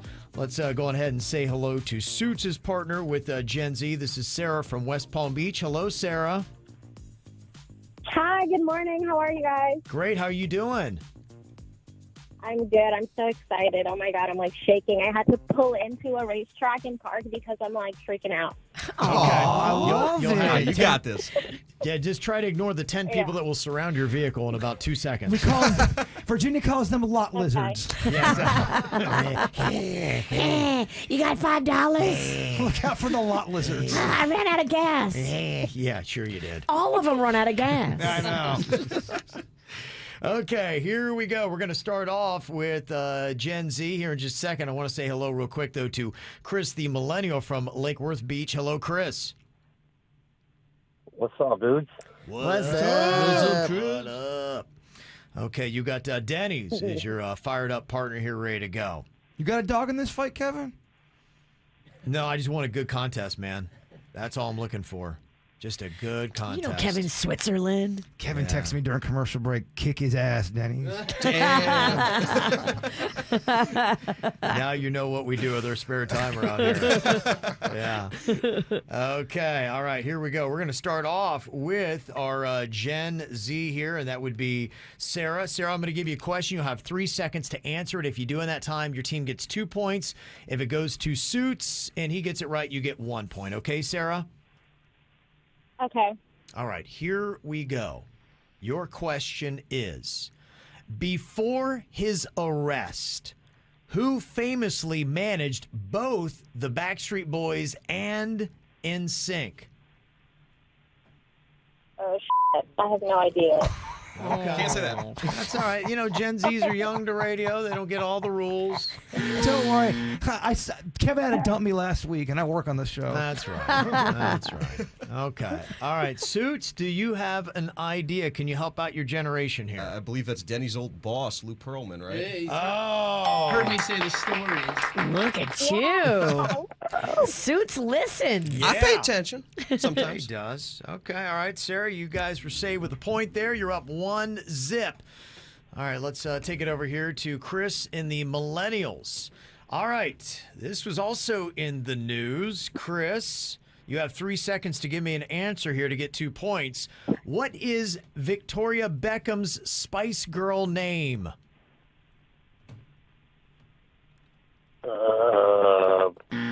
Baby Spice?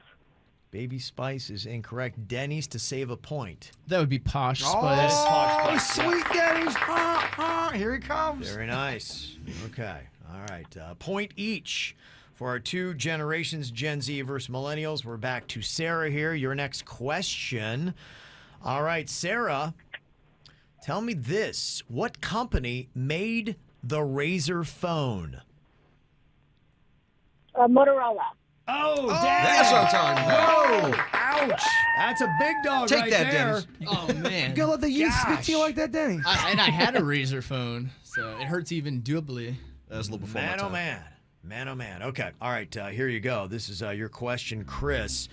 2 points if you get this within 3 seconds for the millennials. All right. Tell me, Chris, what brand name works as a synonym for fancy? It's a brand name that works for a synonym for fancy. It is...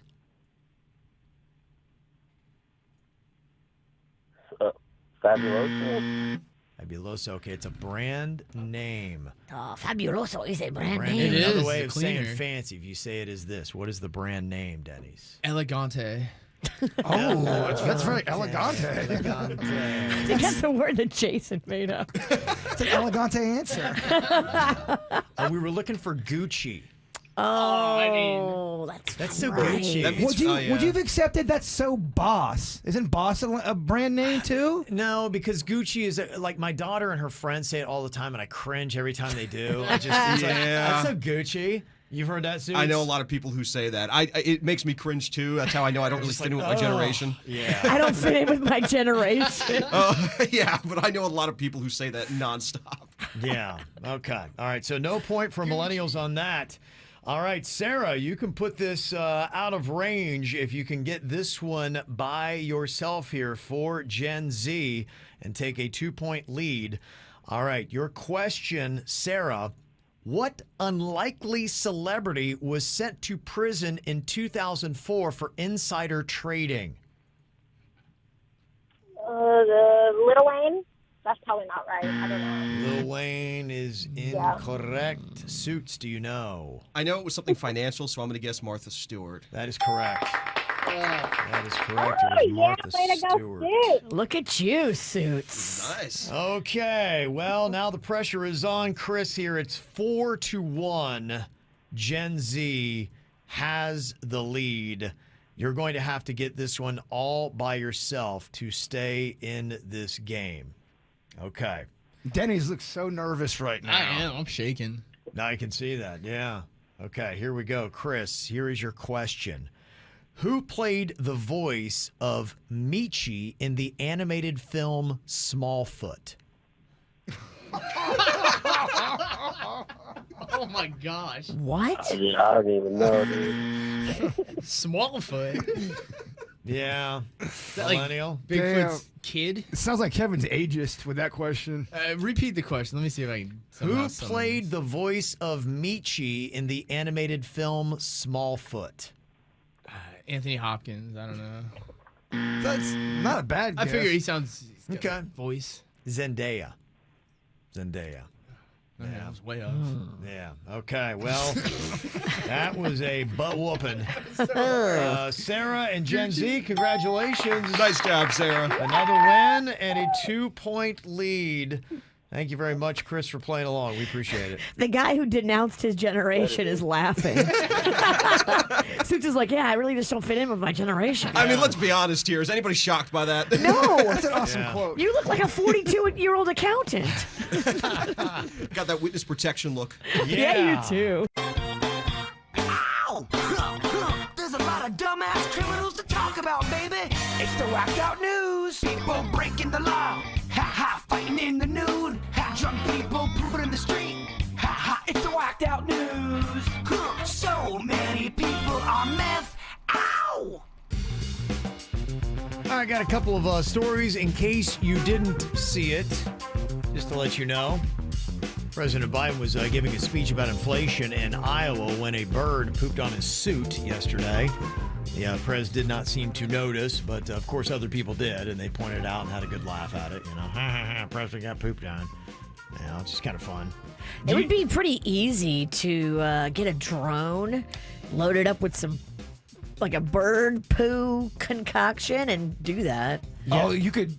There are a lot of things you could do with a drone that are next level. You could make a drone look like a bird and poop on all the politicians, which I'm a fan of. They say that's how some dudes get drugs in prison. Drones are flying over the little prison yard, and they're dropping drugs in there, and somehow they're getting away with it.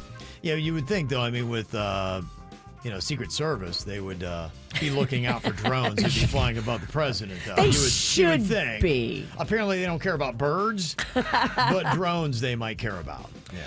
Well, how do you stop birds from flying in the sky? It would be kind of horrifying if Secret Service just started shooting down all the birds. Bang, got him. You're right, though. If you are Secret Service and you see a bird poop over the president, it is your duty to block that poop. Duty. You shove him out of the way and you have get crapped to. on instead? I think you have to do that. You can't let that hit the president. Yeah, I wonder if they're having that meeting today. Hey, we can't let the president get pooped on now. That just can't happen on our watch. Well, why can't they just get him like some kind of tent or an overhang or a damn umbrella? A poo shield? Something. You can take a bullet, but you can't take some poop? I don't know. Or let it just play out like Duck Hunt. Give all the Secret Service a gun anytime birds come around. Just get them. That would be something, wouldn't it? Oh my gosh, it would be complete mayhem. Did you like that game, Duck Hunt? I never liked it. Even when I would go up to the screen and shoot the bird, it wouldn't work. I don't know if you saw the video yesterday or this morning. What happened at Miami Seaquarium? A dolphin attacked a trainer on camera during a show in front of an audience. Oh boy.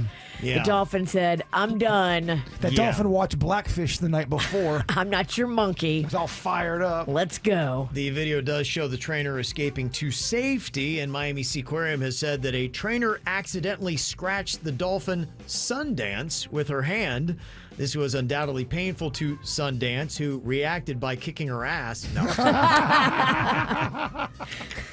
The dolphin pulled over, opened a can of whoop ass. I wish that was the quote, the official quote. And then it walked away just smacking its flippers. Because Sundance didn't whop that ass. Yeah. They said adjustments to protocol for trainers and dolphins alike will minimize the chance of future accidents. Reportedly, though, the same dolphin Sundance had rammed another trainer about 2 years ago, so Sundance got a little bit of toot in her. And Sundance might not be wanting to get into the shows anymore. And Sundance was asked for comment, and Sundance said... Wow. It's translated to, yep, I kicked her ass. And I'll kick it again. Yeah. Get back in the pool, bitch. Yeah. The Miami Seaquarium was already facing scrutiny from federal investigators who issued a report last year citing violations and concerns about animal welfare, including a crumbling tank for one of their orcas that has been in that tank for 52 years. Oh, yeah. So we'll see what happens. Y'all better watch Blackfish. Crumbling tank doesn't sound safe. Yeah. No. With what? They said a whale in With there? people Orca, yeah. around it and a whale inside of it. Crumbling tank, no. What could go wrong? Yeah. There is a British tourist that was fishing for sharks about a quarter mile off the coast of Cocoa Beach who hooked a rare 13-foot sawfish. The local charter company he was on said it was the catch of a lifetime for him and something that they've only seen twice in the last 17 years. That's cool. A That's very rare. sawfish. Yeah, 13-footer. Wow. Took an hour to reel it in. The sawfish was released without injury. Very aquatic, whacked out news today. But it did saw off the fisherman's arm. Revenge from these animals. Have you ever seen a sawfish? Look at this thing. Yeah, they're horrifying. Wow. Try getting a hook out of that thing. It looks like a shark with a giant blade and Saw, yeah. chainsaw on the end of his face. It looks prehistoric, no? Yeah. Mm-hmm. 57-year-old David Stover of Daytona Beach is facing charges for pretending to be a DEA agent to get a law enforcement discount at Wendy's. Well, how much was the discount? Apparently he's getting some free food, and it sounds like he managed to actually get the discount a few times, but the manager finally said, all right, dude, no, I'm not feeling it, because he pulled out his plastic badge, and he's like... Got too cute. Yeah. It came from Halloween Depot. Yeah, so he'd finally had enough, and they got real law enforcement in there who found out what was going on and gave him charges of impersonating an officer. If his badge really was bunk, that's on him because they make some really fantastic badges out there. Yeah, but they cost more than the discount he was trying to get. You're right. You got to pay to play, baby. He's probably down on his luck. He can't afford the good badge. You do got to pay to play. Listen to this crazy thing here. A family in Canada ordered Domino's Pizza last Tuesday, and the delivery driver stole their cat. Damn. He said he thought it was a stray and abandoned it down the road. The cat is back home, and the police are investigating, but what the heck, man? This sounds suspect to me.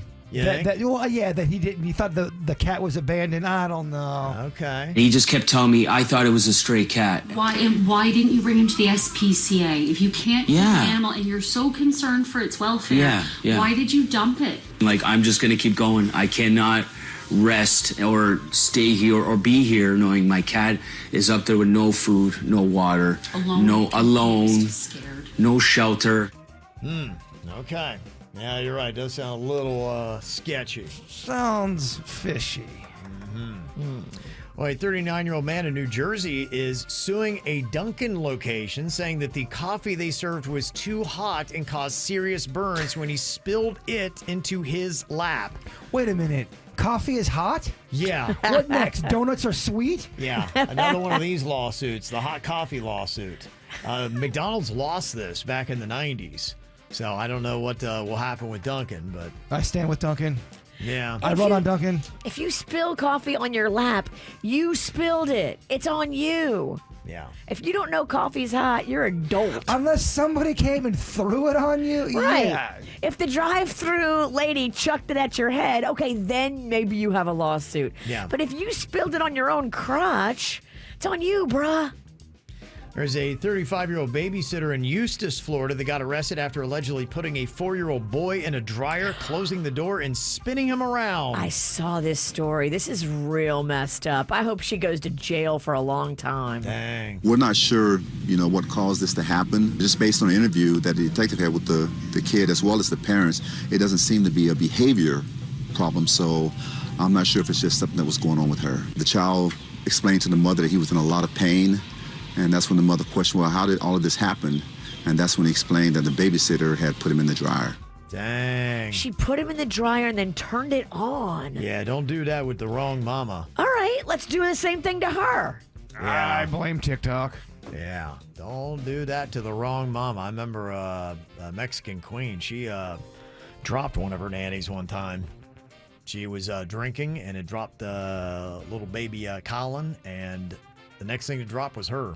She punched her out? Yeah, she did. She was. So this is at the house? Yeah, it was at her house. Kim came home and she saw him. And The she nanny lied. was drunk. She tried to say that that Colin was squirming, and she's like, "You smell like alcohol." And she called Kim a bad word for Mexicans, and Kim had had enough, and kaboom, and down she went. Knockout. What did the nanny do after that? She just lay there? Slept for about 20 minutes. No, I think Kim's dad got her out of the house and dropped her off somewhere. And then she woke up in an alley. She's like, you might need to come take care of this nanny I just knocked out. He's like, yeah, let me get rid of that. Everybody's got to have a cleaner. Yeah, that was it, man. Good times. Good times. Yeah, so watch which mom and which kid you mess with. Do you remember was she like hammered? Yeah. Hopefully. Yeah. Hopefully she's hammered and doesn't remember. Yeah, I getting hit. think half of it was the hip and half of it was the booze that took her. Wow, what a story, huh? Yeah, it's a great story. And one more, a 54-year-old Brazilian man had to undergo emergency surgery after reportedly shoving a 4-pound metal dumbbell up his rear during an ill-advised attempt at self-gratification. Oh my, a dumbbell. A dumbbell, yes. Oh, he's just doing squats and he went down too far. The medical team had to perform a manual extraction, which involved the surgeon reaching in with their forearm and yanking out the dumbbell. Oh. They definitely talked about this one. Oh, my goodness. They had some comments. The operation was successful, and the man was discharged after 3 days with nothing more than a slight limp. But does it say how many pounds the dumbbell was? Because that 4 is pounds. 4. And did he have a spotter? Dang. Apparently not. Those 4-pound ones are pretty big on the end. Pretty big. Yeah, pretty big. Yeah, he really went for it. Yeah. Well, hold still and grab your ankles. Yeah. Always love to hear from our great medical teams here in South Florida. Ever find something weird up somebody's tuchus? Are they allowed to say, how does that work when it comes to the HIPAA law? Are you allowed to tell a story as long as there's no name attached? Don't give us a name. You can just say the item. I used to know an emergency room doctor that said he found everything. Light bulbs. What the heck? 4-foot-long candlesticks. Like, wow. Light bulbs, so you got to think, was the light bulb a prank or a dare? Or was there pleasure involved? Light bulb? And this is before we had the unbreakable ones. This is like 20 years ago. So those were those flimsy light bulbs that you just look at the wrong way and they break. And dare I ask, what end of the light bulb did they go with? I think that's a fair question. Great question. No, I think you know. I don't think I do know. I think we think we know, but maybe they wanted something wider. All right. Talking about the crazy things that medical professionals and other people find in other people's behinds. A guy in Brazil got a 4-pound metal dumbbell up there before the doctors had to go and fish that thing out for him. A lot of people were texting in. Somebody said, man, there is more now than ever. Talked about the things that they find on the CAT scan. They said, we've seen it all. Avocado, screwdriver, Dawn dish soap, and a mannequin hand and forearm. So I wonder if there's a correlation to just the fact that internet and porn is so readily available. People are more than trying ever. different things, Probably. You know what I mean? Well, there's got to be a reason why the numbers are spiking. Are they playing a game? Will it fit? I mean, what is really going on here? There's got to be a correlation to It's the internet. fascination. I don't know. Other text that we got here said, I seen chicken bone, an apple, a can of sausages. A can of sausages? Not just the sausage, but the can. The can of sausage, a whole damn can of sausages. Somebody thought was a good idea to put in their Vienna behind. or full size? That's a great question. 'Cause I'm going to Google both. I hear you. Yeah. can of sausages. I'm afraid what's going to come up. Can of sausages. Sounds disgusting. It's repulsive. Somebody else texted in and said, we found a solid chocolate rabbit. Okay. Happy Easter? Yeah. I mean, how was it frozen? How does that thing Not stick? for long. Yeah. I mean, those things melt in my car. How do you They're going to melt in your bum. How do you find Melts in your car, not in your butt? Is that the new slogan for the solid chocolate rabbits? How does that go? I mean, how do you find that? And someone else texted and said an iPod. It was a female prisoner trying to smuggle in some tunes. And Heather's on here from Okeechobee. And it's not just the medical field. You worked at a prison, and you said you would find all kinds of things up people's behinds. Right, Heather? Yes, they would have to come up to the window and declare a medical emergency. And I'm like, okay, medical's going to want to know what your emergency is. And it's from cell phones, and we're talking the big smartphones. Wow. Up there to the most recent one my husband told me about was a shower slide. What? That he rolled up and put up his backside and walked around with it all day like that.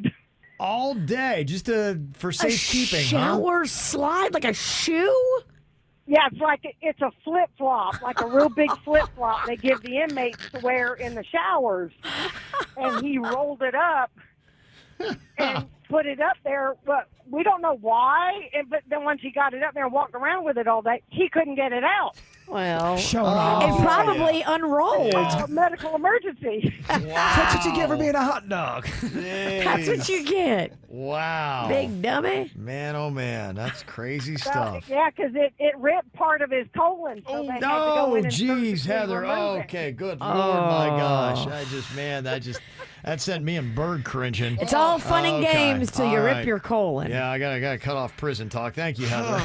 Oh, good Lord. That's wow. And I feel like she has more stories. Yeah, she does. She does. That's why that's about all we can do. But thank you, Heather. Man, oh man.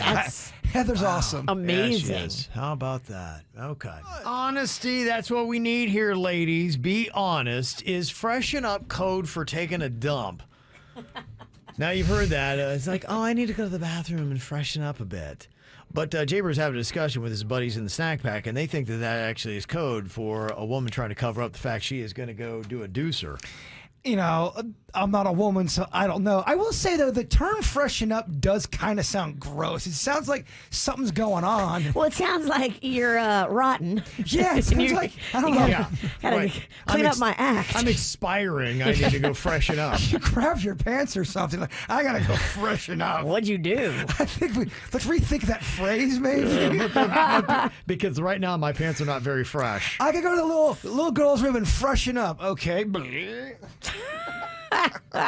Is that possible code, Virginia? Have you ever said freshen up when it actually meant in code you were going to do a deucer? Absolutely. You could, but here's the thing. We want to remain a mystery. So freshen up could mean anything. It could mean that time of the month and I have to go change things out there. It could mean I have to go reapply some makeup because I'm looking a little sweaty. It could mean I have to go pee-pee. I have to go poo-poo. I have to go, any of it. Okay, so it could mean I wanted to go do some drugs. It's like saying, I gotta go to the bathroom. I just go to the bathroom, but it's just saying I gotta go freshen up because things are so stank down. Freshen up may be an antiquated term because it sounds kind of like, why you need to freshen up, girl? Are you stanky? I think for some people it just makes you go, all right, well, Virginia just crapped her pants. Well, one text here says, freshen up means to make sure that you are sex ready. Breath check, make sure all your parts smell good, armpits, etc. And if you got to go number 2, you just don't say anything. Okay. But it is a super old school term. So nobody's really using the, It I'm going to go is. freshen up. It's an old school term. And when you say it, I mean, you leave so much out there. It's too ambiguous. It's too ambiguous. And you make guys think that there's something that needs to be made fresh because it's not fresh. Yeah. And you don't want to do that. This isn't the end of the world kind of stuff, but I did think it was kind of funny. I don't agree. I think some girls will say, I got to go freshen up. And it means they're just like what you're saying. But I think some people go, oh, man, Virginia crapped her pants. Yeah. Okay. All right, now you know. So you get a promotion, but it comes with a curse. How does this work? This email we got says, I got a promotion over another coworker, which made her irate. After I got the promotion, she came up and told me that she's put a curse on me because I was favored over her. So she said, enjoy the position because the rest of your life is going to be crap. And I got to tell you, since that time, my girlfriend left me, my car was stolen, and I've been hit with a wave of unforeseen expenses. I never used to believe in curses, but this is alarming. I asked her if she would please lift the curse off of me, and she just laughed in my face. So now I'm thinking about going to my boss and telling him what's happening, but do I sound crazy if I say a coworker put a curse on me and my life's gone to hell? How much worse can things get? I'm actually legit scared. We briefly talked a little bit about this on Weird and Whatever. Mm-hmm. And Vicky, who's into all of this, the psychic world, she thinks that the bad luck could be that it's self-fulfilling prophecy kind of a thing. That Okay. It's not because of this curse. You kind of give the power to the curse. But I disagreed with Vicky. So my question is, are you saying that there's no such thing as a legit curse? You know what I mean? You got to go find somebody who can sage you or do something and take the curse off of you. I think you may have a curse if you got hit with all that stuff. Yeah. That's very coincidental that you got hit with all that right after she told you she was putting a curse on you. I mean, I see what Vicky was saying, that you can make things happen in your mind, but what if there's someone that really practices curses and they're like, no, it's nothing you're doing. I legit put a curse on you, and that's why you are now lizard woman. And you start getting scales. It won't hurt just to go undo the curse. Yeah, I mean, go through the steps, whatever they are. Find a shaman.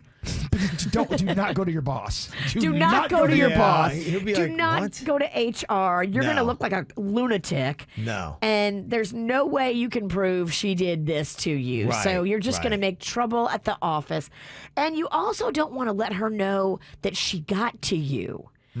Because that will give her such satisfaction. She's like, my curse worked. Do you believe in curses, Kev? I'm talking not self-fulfilling prophecy, a legit curse. I could see it working. I believe in energies because, I mean, you just go around certain people and they've got either good energy or bad energy. I don't want to take a chance with a curse. Yeah, and I mean, they've been doing curses for a while. The whole Santeria and everything has been around, and so somebody must believe that it has some kind of power and effect and has seen something to say, hey, look, let's continue doing this throughout all these generations because there might be something there. So, yeah, I do believe in good and bad spirits and energies, and so I could see somebody being on top of that, making that happen. We worked with somebody back in the day where she went into the office of a guy she did not like, took hair from his desk, and legit was practicing voodoo stuff to make his life turn to crap. Does that stuff work? I think it depends upon how good the person is. So you think there is somebody that's good at voodoo that could make your life ruined by taking a piece of your hair and doing some kind They of... may have some kind of controls around the energies around you, and then it's what you put out there. But I believe you could combat it. And to Virginia, what her point had been, that I think whatever your methods might be, prayer, meditation, saging, that you could find a way to combat it and fight against it. I could see, too, how one could feed it. Every little thing that goes wrong. Oh my gosh, it's the curse. Exactly. And then it gets crazy. And you got to really just not even think about it. I think you have to go about life and not try to apply every little bad thing, because life is still going to give you bad things. I mean, I'm Googling it. Can you undo a curse? And there are negative energy removal specialists. Go on and do your research. I don't know if they have Yelp reviews on these shamans or whatever they call them, but if you really put energy into breaking the spell, stopping the curse, reversing it, that can't be a bad thing. Have you ever seen Stephen King's movie called Thinner? It's about that kind of stuff. Oh man, I wish you guys have seen that. It's such a Too good scary movie. for me. Yeah, it's pretty good. Lily said that you need to say some prayers, a drop of your blood over a raw egg, burn sage, then break the egg, boom, curse over. I would, but some people would argue you shouldn't do this by yourself. You should have a shaman with you. Don't ever. It's kind of like some people tell me, don't investigate your own house for ghosts. You need to have a shaman at $300 an hour standing right next to you That seems a little high. to tell you to drop some blood over an egg and break it. Well, then there's sage. people that do something called smudging, and apparently you can re-smudge your energy to get this cloak of this spell off of you. And my question always is, how much of the placebo effect is going on Sure, here? yeah. Even with the smudging. And I mean, no disrespect to anybody. Totally. Because I'm on the fence with some of that stuff. Does the smudging legit help? Or is that, again, oh, you smudge my house, energy's gone, I feel so much better now. Uh-huh. Yeah, and there probably is a lot to that. It's not that, maybe there really is a curse, but he's starting to believe that there is a curse. And a lot of things are controlled by your mind. Yeah, and if your you own perspective believe of it. there is a curse, there is a curse. Your mind is telling you there's a curse. So you believe it. Now you need to unbelieve it. I want to hear from somebody who goes, yeah, the man came up to me and goes, you're going to be a lizard person. And then I started growing scales. Mm-hmm. Yep. Well, people are pointing out that all throughout South Florida, not just Miami, but Fort Lauderdale and the Palm Beaches, if you need to find a shaman, in fact, Zach is in the chat room. He said, I am a shaman, $300 an hour. I'd be happy to help this guy out. So, we have a lot. there you go. You got a lot of it. Yeah. You got to go to one that already has a legit website, not some joker in the KVJ chat room. Oh, you just need a legit website? Chat room shaman? You're not trusting that? I need Yelp reviews. Okay, Yelp reviews for shamans. Do you have a good referral service for that? This is an exciting night for the ladies in my family. They're all big Justin Bieber fans, and he's going to be in Miami tonight at FTX Arena. My daughter wanted to go, and she's like, none of my friends will pay for the tickets, but I want to be on the floor. I'm like, well, how much are floor seats? She said, $700. Oh. $700 tonight to see Justin Bieber and sit on the floor. Dang. I'm good. Yeah, I'm real good. That's steep. That is very steep. And then my wife got up this morning. She's like, I picked out something for you to wear.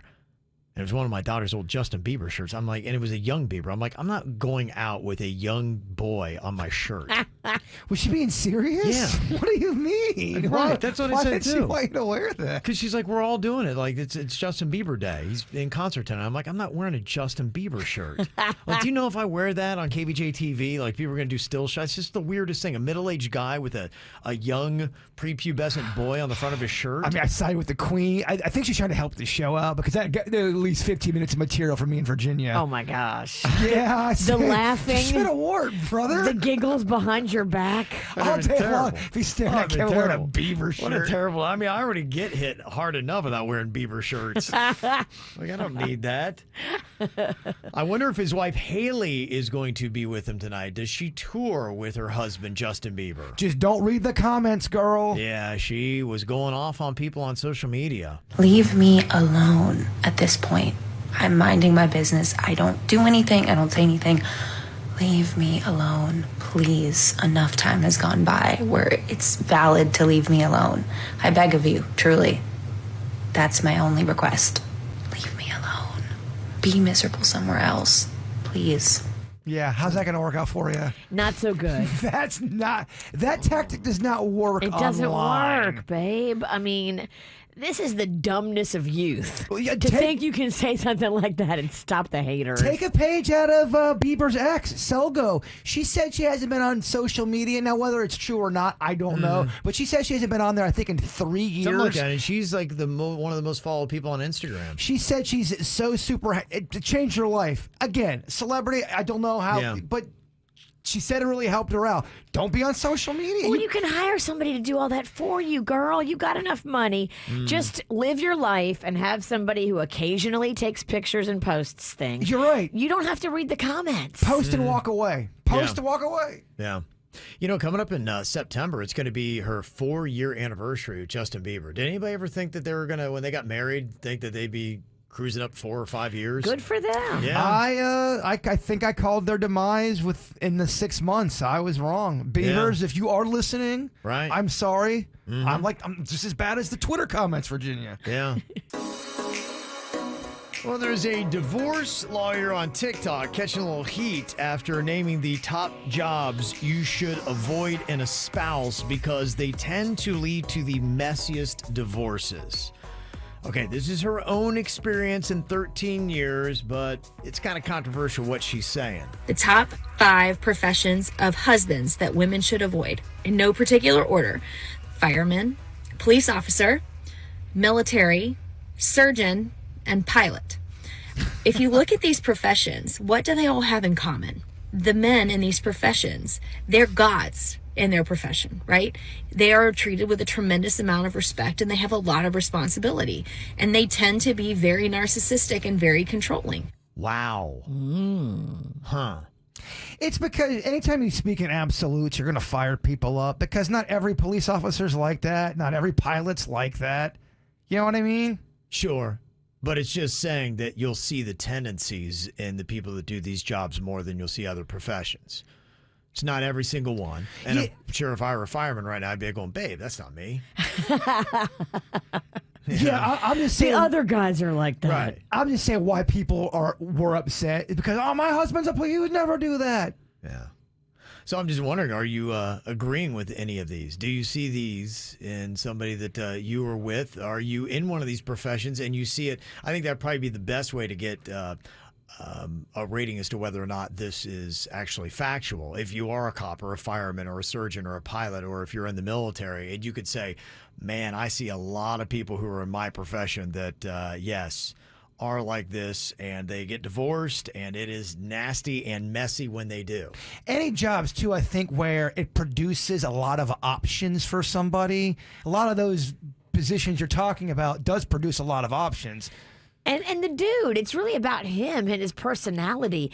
Is he ego-driven? Yeah, you're right. Does he need lots and lots of reinforcement about how wonderful he is? And he feeds off of that and believes it when everybody tells him how great he is. Is he cocky? Because that personality trait is in every profession, not just those. Absolutely. Yeah. Now, that's what this TikTok divorce lawyer is saying, those 5 professions. But there are others talking about people that are in a field where they have a lot of opportunity. And that's what I meant by options. And, yeah, when you shake that down, they say bartenders and wait staff top the list of jobs with the highest divorce rates. Now, she was talking about, messiest divorces, and people are more narcissistic and controlling. And when there's money, too, like the surgeon and the pilot, when there's a lot of money, it gets messy. And this is a profession, I think, more of opportunity. Yeah, no, to your point, and again, I'm not living in absolutes, but I've dated a couple bartenders in my time, and it was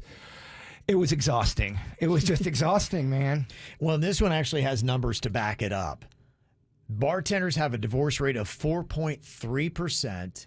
Wait staff have a divorce rate of 3.4%. And they say that's over double the national rate of 1.6%. Which I don't know what those numbers mean, because I thought the divorce rate was much higher than 1.6. So I don't know what they're talking about with that. Yeah, we don't do math, remember? Yeah, it broke my brain. But anyway, according to whatever scale rating that's on, they're saying that it's more than double the divorce rate for bartenders and people who are in the service industry. Well, bartender, again, a lot of opportunities. You've got drinking. And, when people go to a bar and they're drinking and they're single, they tend to hit on people. And if you're a good-looking bartender, you're going to have that constantly going on. And that creates a lot of drama. A lot of drama. Yeah. Okay. All right. Well, that's just what a couple people are saying is the bad professions to get involved with somebody on if you want to stay married. Any other thoughts? You can always text us, 877-979-WRMF.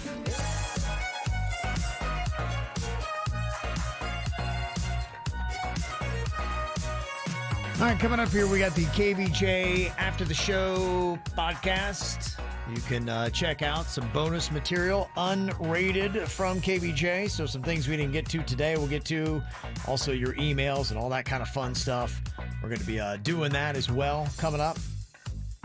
Watch it live on YouTube. You can also get it wherever you get your podcasts, including Spotify and the free 97.9 WRMF app. All right, Jay Bird. Before we get to that, though, it is your job to close us on out here with a little thought for the day. Just your perspective on life. Just something to ponder, perhaps. Okay, I'm ready to ponder. Only if we fought just as hard to understand as we do to disagree. Oh, that's deep. The KVJ Show on 97.9 WRMF.